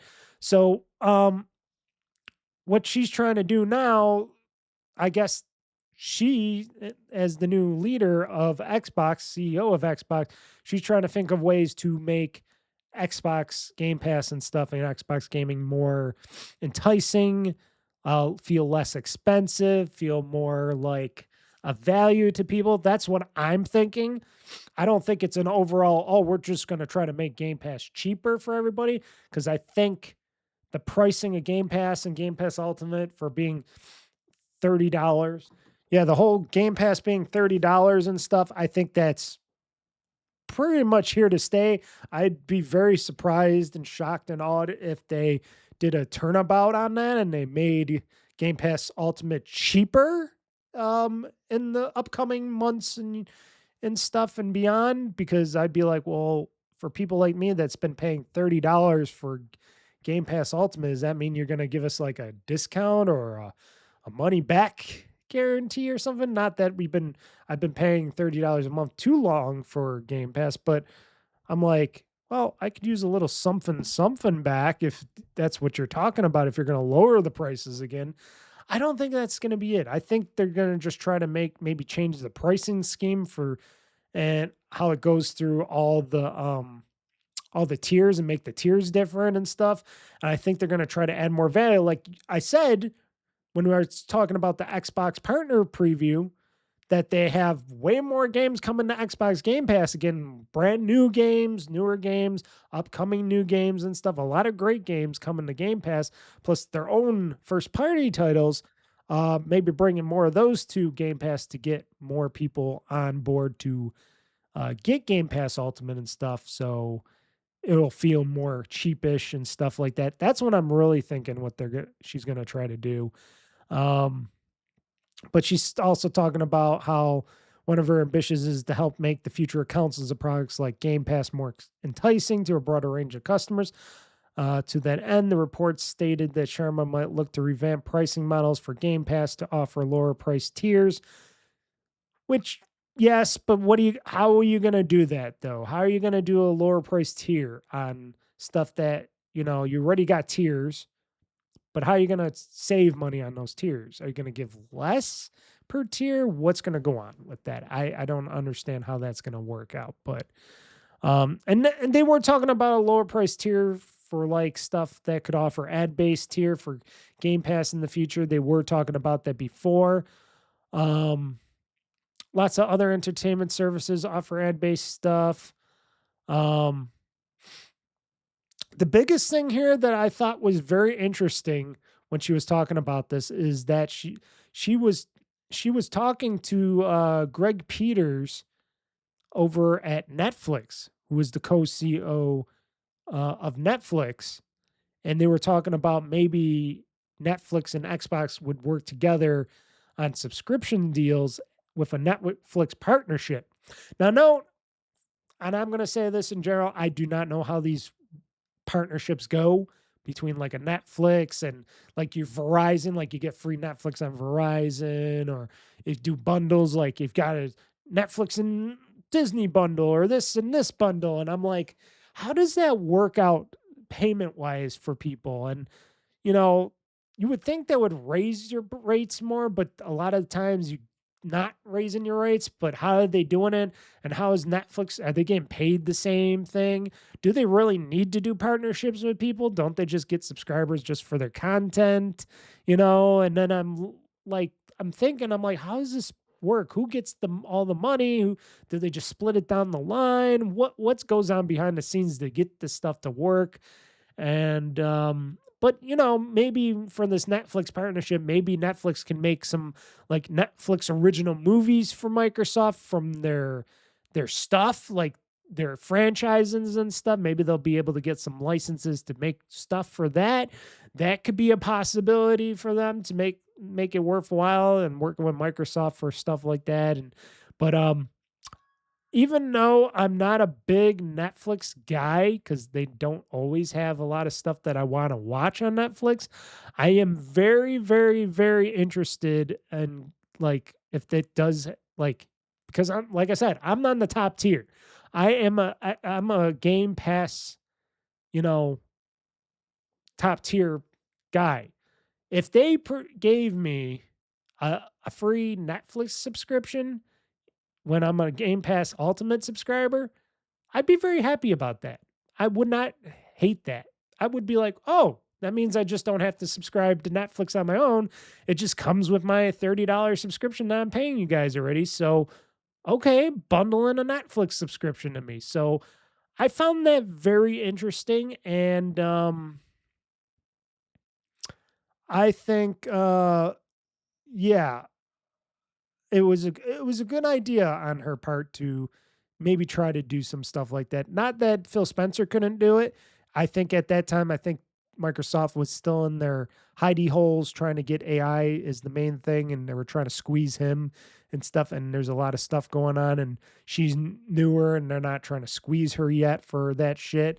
Also, she was the one that also killed This Is an Xbox campaign as well. That was her decision when she first became Microsoft's gaming CEO. Even though I'm like, okay, I didn't mind it, but I guess a lot of people hated This Is an Xbox campaign. A lot of people thought it was stupid, but guess what? Everything's an Xbox that plays Xbox games. If it's on PC or your console or in cloud, if you're playing on your TV, it's an Xbox. What can I say? I didn't mind it, but everybody else took offense to that. So, okay, whatever. So they've scrubbed it from all of Microsoft's websites and everywhere else on that thing. But I like this thing with the Netflix partnership. If that goes through and that happens, I'd be like, cool. I'm already Game Pass Ultimate subscriber. Now I get to get Netflix. Maybe they'll do a Disney Plus as well subscription service with me, and I can have Disney Plus too. Hey, that'd be even better. that'd be even better. Okay, so yeah, so they're trying out new things. So far she's trying her best. You know, why not? You don't want to start off on your first days at Microsoft on Xbox is running the Xbox division and already fucking up. So she's trying to do her best, I guess, at the start. So like I said, I think we gotta give her a chance, even though she's not like others out there. So another gaming news, new Minecraft sequel revealed as Xbox Game Pass Day 1 release. And guess what? It's a new Minecraft Dungeons 2. So it's Minecraft Dungeons 2. I played Minecraft Dungeons. It was okay up to a point. And like most, I fell off of it. It kind of got like really tedious and I just didn't really want to play it anymore, even though it was pretty cool up to a point. And like I said, I just dropped off of it. I guess behind the scenes, they were making a Minecraft Dungeons 2. The next chapter slated to release this fall of 2026.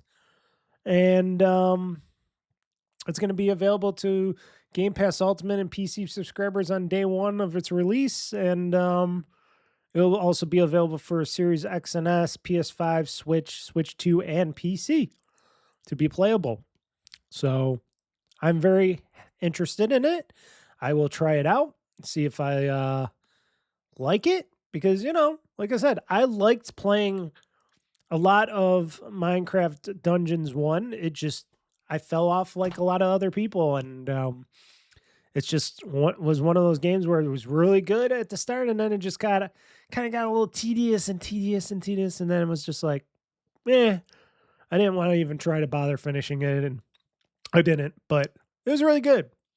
And sometimes they do some interesting stuff with Minecraft that is not Minecraft, because it seems like the team at Minecraft just does not want to do a new Minecraft, or else they're told not to do them. I don't know what it is over there. I don't know if it's just them not wanting to do a new Minecraft and making like the Super Nintendo-esque esque of Minecraft, because that's what I would do next. I would do like the next leap forward in Minecraft and make it like the Super Nintendo, the Super Minecraft, you know, and the next version of Minecraft that is Super Minecraft.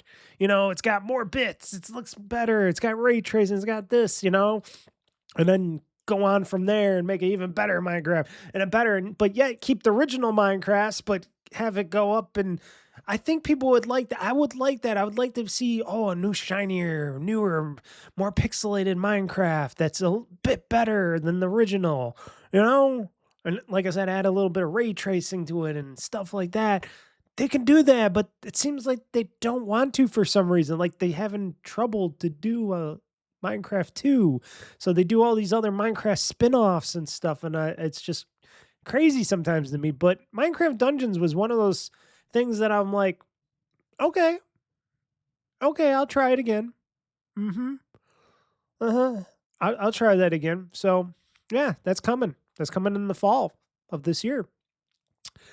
Let's see here. Oh, so Xbox will finally let you disable quick resume for specific games, such as online titles that it just doesn't play nice with. That is coming soon.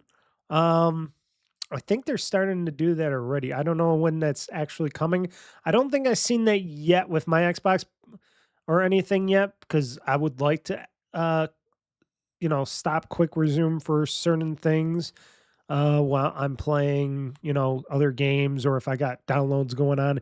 And it seems like it's always hard to find where to end quick resume and stuff. Like I look for it because it says, if you want this title to download faster, you got to disable quick resume or whatever, close your current running titles and stuff. And I would want that a lot easier for me to quit out of and stuff. And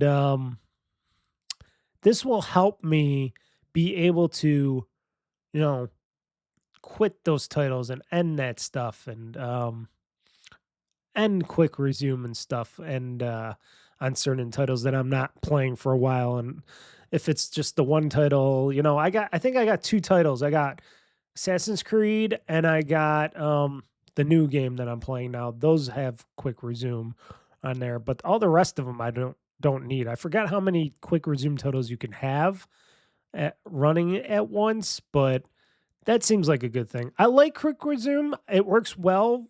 It plays well.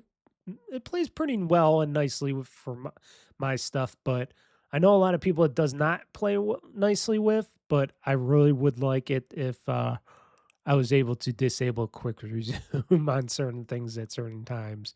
And I like that they're finally going to make it a feature that we could do that. All this years later, of course, all these years later. So, in sad news, Xbox officially confirms the end of an era for the Xbox One generation. So, released back in 2013 as the all-in-one home entertainment system, the successor to the 360, the Xbox One had a good run until it was succeeded by the Xbox Series X and S in 2020. Man, that was so long ago. It's 2026 now. And the Series X and S came in 2020 and the Xbox One came out in 2013. Oh boy, am I old. Ooh, am I old? I hate looking at those dates because that just makes me feel so old. Now with the Xbox One hardware ceasing production at the same year, it's truly the last gen console, and now it seems though major studios will be leaving it behind in order to focus the attention on more of the newer Xbox era of Xbox and other consoles as well, like the Helix and PlayStation and other stuff like that, which makes sense. But still, I still see games coming out for Xbox One. But yeah, I think it's about time. It's been a console that's been around for a while, but it's kind of also a bad time for it to be going away as well, sort of, because there's still, I guess, a semi big install base and a lot of people,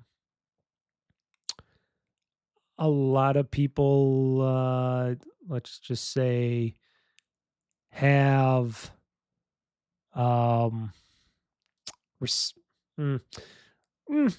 they don't have the pocketbooks that they used to buy these things, and they're more and more expensive. And it's just one of those things where it's not like it used to be. And when things start costing more and chips are costing more and people don't have good money coming in, it's harder to give up that thing that is old.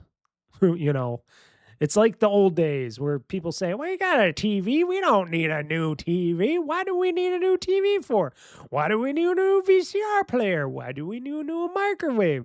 We got one." And then it's like, well, this one's more powerful. This one does this. One. It's this fake obsolescence category thing going on. But, it's like with PC hardware. You got computers that are super old still playing games of today on them.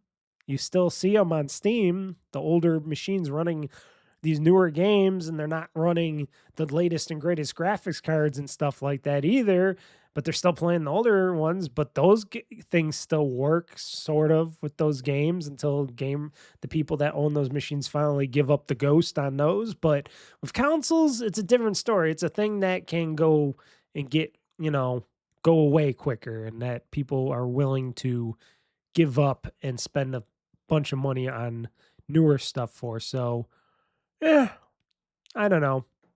I like my Xbox One.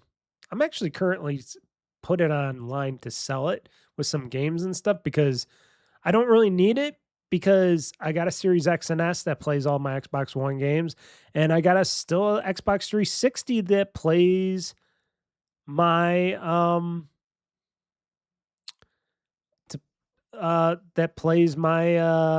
Xbox 360 games and Xbox One games. So technically I don't really need the Xbox One console. It's a great console. I got the newer version of it, the nice sleek white one and stuff. It's a really good one, and I'm selling it cheaply on eBay right now. But like I said, I don't need that console. I don't need to keep every version of every console. And I'm like, maybe somebody else might want to buy it and own that console and use it to play games. And even if it does go out of, newer games aren't coming for, you still be able to play a shit ton of games on it and stuff like that. So it's not like you have to worry about anything. It's still going to be supported for Netflix and everything else for a long time and stuff like that. So, and like I said, for my 360, I just keep it for nostalgia and for all the 360 games that I can still play on it until they can let me play those 360 games on maybe the newer system. I don't know. Maybe this new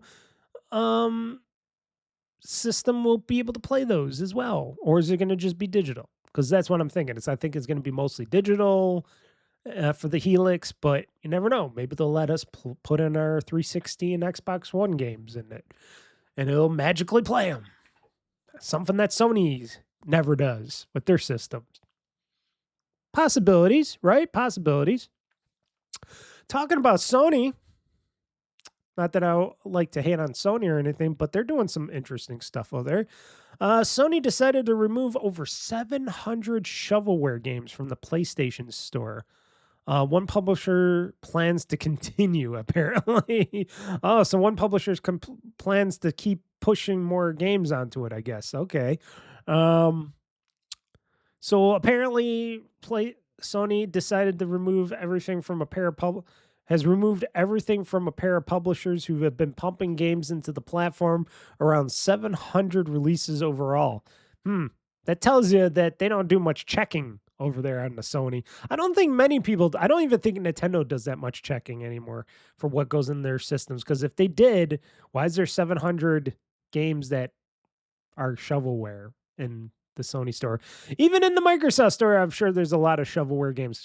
Shit, I bought a couple of them, so why not? But around 700 releases overall, many of which were used generative AI assets, which people hate. Oh boy. Were deleted as part of an ongoing efforts to clean up the offerings available. The delisting was first noted by a user on the PSN forums, profile forums, who noted that the entire catalog from Nostra Games is no longer available to buy. The outfit, notorious for putting out works such as Be a Bee, Angry Battalion, The Fridge Escape. Oh, I want to play Fridge Escape. Why can't I play Fridge Escape? With regularly had close to 90 games on the store, amounting to around 700 separate listings when including all regional versions. That makes sense. Unfortunately, PlayStation Store has removed our games, and we're unable to provide an exact reason because it wasn't shared with us either. Castle Games, the manager and admin of Nostra's official Discord server, stated in an announcement, "This was just unexpected for us as it was for you, as we have planned to continue releasing games in the upcoming years, and you've already seen some of them, but unfortunately, this is how things turned out." Well, maybe you shouldn't have put so much crappy games on there. I don't know. I don't know what those games were. They got a game called Weed and Greed. Oh, awesome. They confirmed Nostra will still be releasing on Xbox, Switch, and Steam marketplaces. There you go. Many of the company's more recent games included AI assets and one way or another contributing to their mixed reputation. There you go. Another publisher of a similar regard, CGI Lab, has suffered the same fate. All its games, including Platform Zero and Weed EX Drug Express Delivery, have been taken off the PlayStation Store. There's been no acknowledgement or comment from the company on any of its channels just yet. These follow Thai Games, which had all 1,200 of its games removed from the marketplace in January 2 years ago. The same fate befell Midnight Works. It appears Sony's curation arrives in fits and starts, but also kicks in. The changes are swift. So yeah, okay. Some of the games might be good from these companies, but if they're putting out that many games in not so long a time, and they are using the so-called AI to generate most of the shit out of them, and people are buying that shit, and I don't know if people are liking the games, but I don't know if there's some games that are good. I don't know why they would be taken off, but maybe because they're putting on so many crappy games and stuff that I wonder if Sony could like not just delist their games, but actually delist them from the store so they can't put any more games on the storefront, because that would be the next thing I would think Sony would do. Because if I don't know how Sony's back end works when people can put and publish games on their system, if these guys are able to put so many of these titles on their system, I wonder how it's like to put, if they want to put more games or if they can get delisted themselves, and what Microsoft's going to do on their part maybe they'll do stuff like delist games like that, and Nintendo, for the Switch, and maybe Steam won't, because Steam don't care unless if it's AI, but they said they got some AI stuff in there, so they got to report that. If they don't, it's weird. But sometimes those games are pretty cool. Some of those weird, I play stuff like supermarket simulators and stuff like that. And I got some phone games that I played like that, game dev story and stuff. Those are just little stuff like that, but they're cool. And they're not really AI slop or anything. They're just some of the most similar games out of all of them. But I don't know. It's Sony could do that if they want. I have nothing against it. And if you own the games, I'm pretty sure you're still able to play them, right? But here's the thing that Sony shouldn't have done, but they did because of their restructuring within PlayStation and stuff there. And they shut down another studio. Another first-party studio just gets shut down. So yeah, another first-party partner studio is done and gone. Never made a game. Was founded by veterans of another shuttered Sony first-party studio, and was part of Call of Duty fame back in the day. Dark Outlaw Games, it was called. A studio hired the console maker to make an unknown first-party title, as well as laid off a number of other individuals involved in the mobile development. This comes as let's see here. Dark Outlaws Games was founded by Jason Blundell at Sony's behest, and was only quietly announced by Blundell on a podcast in March of last year, after having been rumored the year before.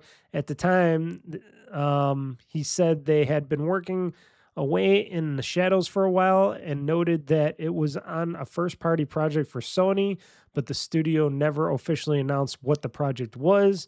Dark Outlaw was staffed with a number of former members of the Deviation Games, Blundell's previous venture. Blundell, I don't know who Blundell is, a veteran of Activision and Treyarch on Call of Duty. I did know that when I heard that. Founded Deviation Games back in June of 2021 with fellow Treyarch veteran Dave Anthony. Similarly, work on the first-party Sony project. Blundell left the studio in 2022. Layoffs took place in 2023 and 2020. And in 2024, Deviation similarly shut down before it can announce its project. Schreier notes that the decision seems to have come from Sony, which has also laid off a number of individuals in mobile development internally, and with roughly 50 projects lost overall. And this is coming from a place where they are trying to frantically figure shit out behind the scenes at Sony and PlayStation, figuring out how we're going to get some new content and new games for our new system that we got to try to sell to these suckers, because we didn't put out that many games for the PS5 or the PS5 Pro. They all came from other places and third parties, but yet they're shutting down studios. They're killing projects. Sounds like what Microsoft was doing when they were doing the AI bullshit, but Sony ain't doing any AI bullshit. They were trying to do that whole multiplayer engagement bullshit thing where they're thinking, oh, all these are going to be service games, live service games and stuff. And that didn't end up well for them, did it? And then for people like this, they should have maybe tried to invest more and stuff like that into them. I know a lot of people say, well, maybe their game wasn't working out or they didn't have a clear-cut vision and stuff. But I'm like, yeah, but still try to give certain people a chance, and maybe they'll surprise you, but I don't know. I don't know what's going on at Sony. And then I hear rumors, and these are just rumors, this ain't a part of the news. I hear rumors that Sony is in bigger turmoil behind the scenes with PlayStation and stuff that we don't even know yet. And that they are frantically trying to figure things out behind the scenes because maybe Sony and PlayStation isn't so goody goody, even though they sold way more PlayStations than Microsoft sold Xboxes and stuff. But they're not making as much money and there's shit going on. And, it's hard to be a commercial game maker and commercial console maker out there. It's hard to be a game corporation, And like I said, and as I say it on this podcast, and it's not just to say because I hate Sony, I hate PlayStation. I don't. I don't like their practices thinking that they're the top dog like they always do, that their products are premium products and that they do sell them for a lot of money. PlayStations and stuff are expensive as well. I don't know if they're more the same as Xboxes now, but now, Microsoft fucked that all up on their own like 2 seconds ago. But Sony's always been selling stuff at a premium, saying that their stuff is premium, and people been jumping on the game and saying, oh, we love playing their games. And I'm like, but you can get these same games on the Xbox, which was a lot cheaper, and a Switch and stuff, but yet you still choose PlayStation. And it's like, for me, anywho, I was a PlayStation fanboy before Xbox 360 came out, and I was always PlayStation. And I would have still been a PlayStation fanboy if like I said, the PS3 didn't. If it would have came out in time, it was going to be a cheaper price, and it would have had my wrestling game. I would have still been Team PlayStation, but I switched over to the dark side and became an Xbox gamer, and I never left. And I still bought the PS3. I did briefly own a PS4 until I returned it because I just felt like Sony didn't have what I wanted anymore. And then over the years, from PS4 to PS5, sure, they came out with some games, but I'd rather play those games on PC now, which they don't want to do anymore, apparently. And it's like, okay, what is it? What are you guys going to do now? You're not going to get me as a gamer there. You don't want to sell your games on PC because you think that, no, it's got to be locked down on the PlayStation, because we're doing the whole, this is IP first again. This is like the console wars of the old days. They're going back in time, folks. Sony's going back in time with the PlayStation. They're going back to, this is going to be PlayStation only and stuff like that. Not that they ever really put stuff out to things. They never wanted to put out games to the Xbox. They were really, really against MLB trying to have their MLB games go on, Xbox, because Sony just wanted the MLB games for their PlayStation, but they had to start making them for the Xbox and stuff like that because the MLB wanted that, and they put that in the contract. And let's see how long that goes for. And it's just weird. And Sony's really, really, And then they want to put out a PlayStation 6 and it's supposed to be super powerful, all this RAM in there, which is going to cost you an arm and a leg. And then they want to, alongside it, put out a handheld console that's going to be locked down. I don't know, folks. I don't know. At least with the PC and the Xbox Helix, which is going to be a console and PC, at least they're going in a different direction. They're trying to be more open with this thing. They're trying to say, hey, gamers, we fucking up all the time, but we're trying. We're seeing maybe this will get you in it. Maybe if you're not a direct PC gamer, but maybe this could get you in the door and start you off with playing PC games with this console. And it's a console too, so you'll be able to use your game controller and a keyboard and mouse with this. And then you got the best of both worlds for one price. Maybe that would help more. Maybe that would be a lot better than what they did before. And yeah, I'm just saying. Maybe it'll be a lot better for that, but I don't know. I think there's more than meets the eye behind PlayStation and Sony right now. And like I said, I don't like when people lose their jobs either. And the game industry's really hurting, especially all the people working in the game industry. That's why I'm glad I'm not in the game industry, working in there. I'm just outside guy looking in through the windows and having fun with my games and stuff and talking about it. But it's got to be, I feel sorry for people like that just want to make great stuff. And it's like, the man ain't taking care of it anymore. And it's like I said, tougher times. People don't got the money. Tougher times. They want to make more powerful hardware and sell it at a premium price. And it's like, well, less people can afford your premium hardware. It seems like they don't see the writing on the wall of console can't go up anymore in price because people aren't going to buy the bigger price console, especially if you don't got the greatest games coming out for it every month. At least with Microsoft and the Xbox, at least there's games either coming from their studios or partner studios and stuff every month that they can still have, even though people still say they don't got anything, but they do. But people are so biased out there. But I don't know. It gets frustrating. And like I said, I think there's more behind Sony and PlayStation right now that they're letting on and that they're not telling people. And I think something is going to come out and somebody's going to say something and something's going to happen. And we're going to find out what's really going on. And it's probably going to be worse than we thought it would be, or anybody would even think about, because people would think, oh, well, Sony's been selling all these PlayStations. They've been doing great. They're better than Microsoft. And they're still outselling Switch 2s and 1s and blah, blah, blah, blah, blah, and talking all their shit and stuff and coming out with Wolverine. They always talk about Wolverine. I'm like, yeah, that's one game.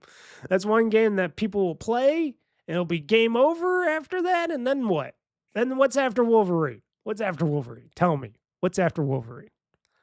At least on the Xbox and Xbox for PC side, I can tell you a bunch of games that are coming out after this game, that game, this game, that game, because there's always something. Always something. Sony side? What? What are we getting? Again, don't like to do it, but I had to do it. And more bad news for people that like Fortnite. Fortnite's almost dead. I don't care. 1,000 employees got laid off by Epic Games, the Fortnite developer, blaming downturn in engagement. Really? I thought Fortnite was really getting engaged. I thought they had a lot of great engagement in Fortnite. And, you know, Tim Sweeney, multi-billionaire Tim Sweeney, thought he has billions of dollars. So why? They raised the V-Bucks too. How come they're losing money? Wait, don't they also have that game engine called the Unreal Engine? Doesn't that print money for them too? So what's going on? What's going on, Sweeney? Why can't you run your company?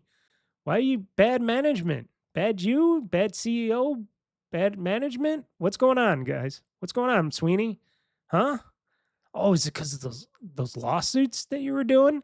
Not that I thought that was a bad thing to do, but maybe the lawsuits against against Apple and Google and opening up their app stores was costing you a lot of money.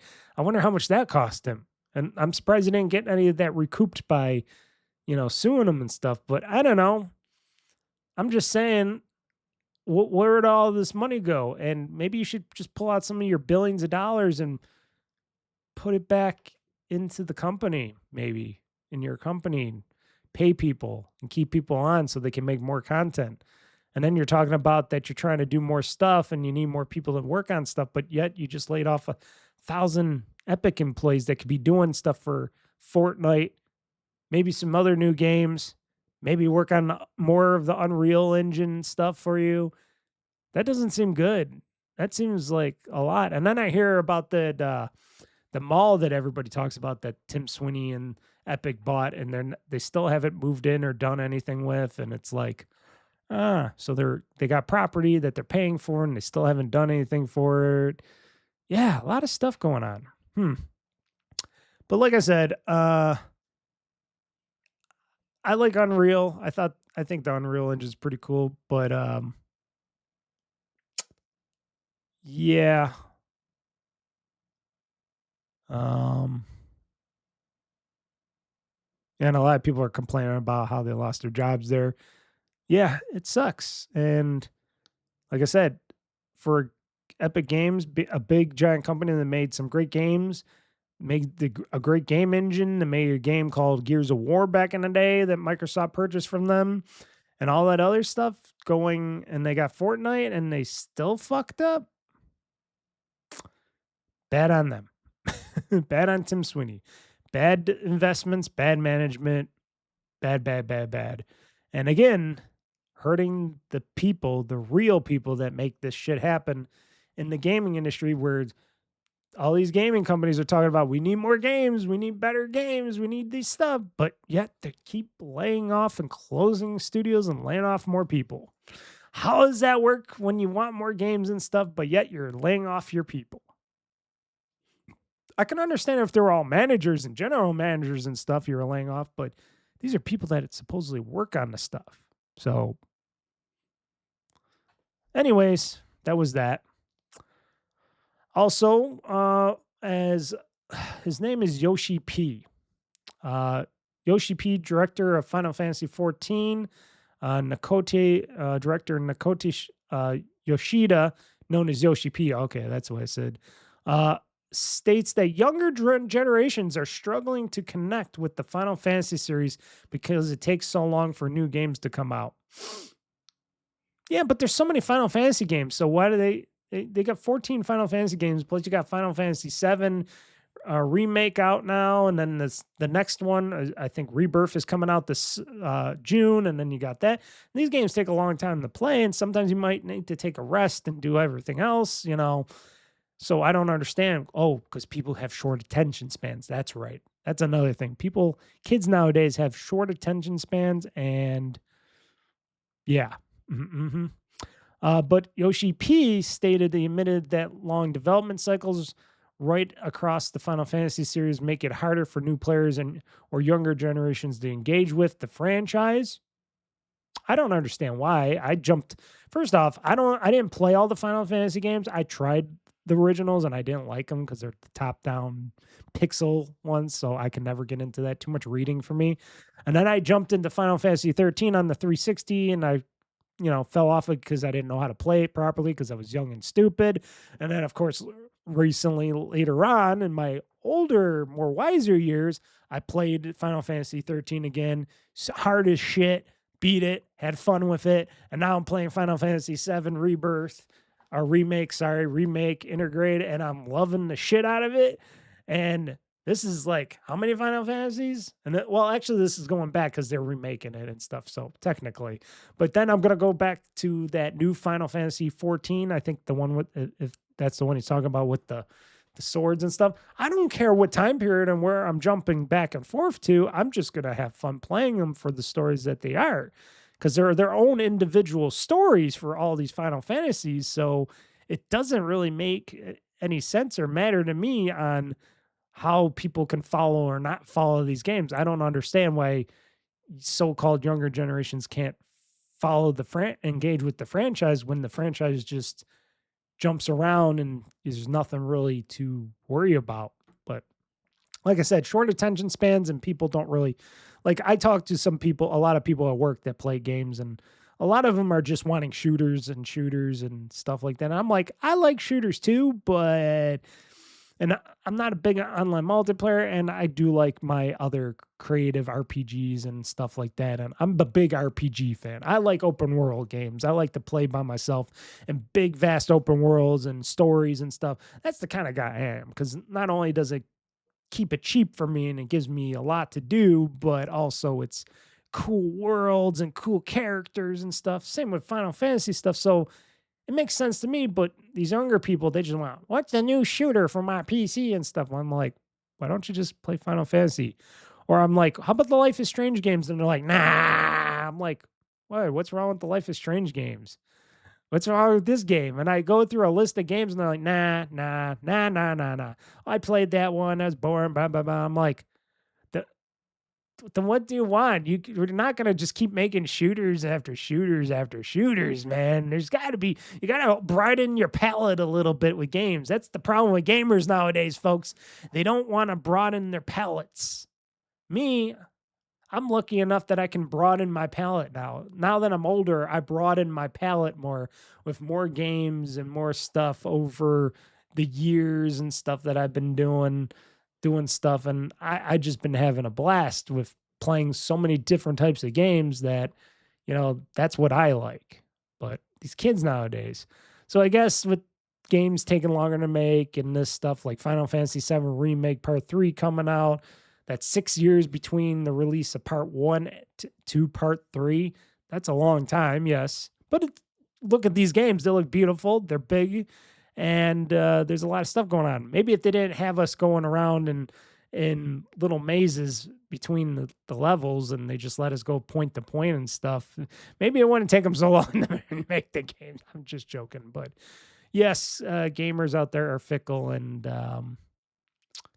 they're not as engaged with stuff because they got short attention spans and they're not like us. And maybe when they grow up, they'll focus more on games like that if they can afford it, and if we have that technology still to play games like that. So, yeah, maybe they'll be out of luck. I don't know. The last story here before we end the show: Nintendo is reportedly making a Switch 2 with a user replaceable battery for the EU. That sounds very smart. I'm surprised they didn't think of that before. Why didn't they just make it where you just pop in a lithium ion in the back? And why can't we just open up our switches and Switch 2s and pop in a battery and take it out? They should do that. Well, they used to do that with smartphones, but I can understand like a smartphone like this that you can't really have a battery that pops in and out because that'd be kind of hard. Maybe if I slid the back off or something, but I can understand with that. But for a Switch and stuff, something that's big that they just have a little, like if you open up your Switch or Switch 2, if you ever opened up the back of one, if you did have to replace the lithium ion battery or something, it's just sitting in there with a little thing in there, that a ribbon cable that pops in, and you just take the ribbon cable off, take the brackets off, pop it out, pop in a new one, plug that back in, put the brackets on, and there you go, you're done. They could do it just like how laptops used to do when laptops used to have user replaceable batteries back in the day and stuff. Pop it in, take it out, recycle it. I don't know why that would be so hard. Or have a little container thing like they do with micro SD cards and stuff. Have it where you push in the special Switch 2 or Switch lithium ion battery, pop it in the slot, click, close. There you go. Pop it. You can pop it out like a little stick of gum. Well, I don't know. I don't know why it would be so hard. And not only could they sell more, they could sell the batteries. They can keep these living longer and stuff. And people will enjoy it more. Why not? They should do that here. Hopefully they do eventually do that here in the United States, user replaceable batteries. That would be a beautiful thing. It'd make it a lot easier for me to want to own my Switch, get a Switch 2 eventually, if I get one of the newer ones and they have user replaceable stuff on it. Why not? Just keeps waste down, and you can recycle the batteries, get new batteries, and keep this, like if you want to keep your Switch for a lot longer, why not? Nintendo, why not? Oh. Okay. So, we are done. We are done. And we are done with this podcast. And I am going to get ready for bed. I got some other stuff I got to do first, but I'm going to get ready for bed. I got to go to work in the morning tomorrow. Then I got to go back home, eat, sleep, and do some gaming at night. So, like I said, this is going to be after the fact of all that, so you won't see this till after the fact. But like I said, every Friday at night at 8 p.m. Eastern Time, I do a little show at 8 p.m. Eastern Time on Twitch and YouTube live on youtube.com and twitch.tv. It's called OldFreakyGamer. You just look it up. That's my thing on Twitch, OldFreakyGamer. If you go to youtube.com, just type in OldFreakyGamer, which is one word in the search box, or at OldFreakyGamer-2023 on YouTube. Or you could go to OldFreakyGamer.com. Very easy. You could go through that if you want to get to YouTube or Twitch. And at 8 p.m. Eastern time, I do a little show called GameOn. It's usually mostly GameOn. And I'm going to be playing more Final Fantasy. And then eventually when I beat Final Fantasy 7 Remake, then don't worry, I got plenty more games to play after that. And I'm going to enjoy my weekend. I got some good food I'm going to be eating this weekend, which it'll be past when you listen to this. Probably going to have some sesame chicken and stuff like that. White rice. I haven't had that in a while. I made some good pizza today. That was good pizza. And I'm going to enjoy doing some gaming and stuff. And now that I got the podcast out of the way and I enjoyed the Xbox partner preview, it's going to be a good weekend. So for you guys after the weekend, enjoy your next weekend and enjoy your week because, you know, I got a lot of stuff going on. I got a lot more videos. Tuesday, there will not be another game through video because, of course, the first series has ended. So you can watch all those episodes of the first game through series with Life is Strange, Double Exposure, if you're interested in that game. And of course, it ties into the new game that just came out today, which I got to play this weekend, Life is Strange Reunion. And Wednesday, I will have, I think, a Let's Play. I think it's going to be Ball X. It's going to be Ball X Pit this Wednesday again. Yes, because I played more Ball X Pit and I recorded myself playing that. So I think that's what's going to happen this Wednesday. And then Friday will be another stream. So later week because I got one less video, but that's okay because I'm recording. I'm currently going to be recording my new game through series for the upcoming game that I'm not talking about, but I will eventually. So everybody have a great gaming week, stuff like that. I'm going to use this as my ending thing here and let's see how this goes. And everybody, till next time, game on, game hard, world conquest. I'm pushing this gaming button, folks. And until next time, game over. See ya.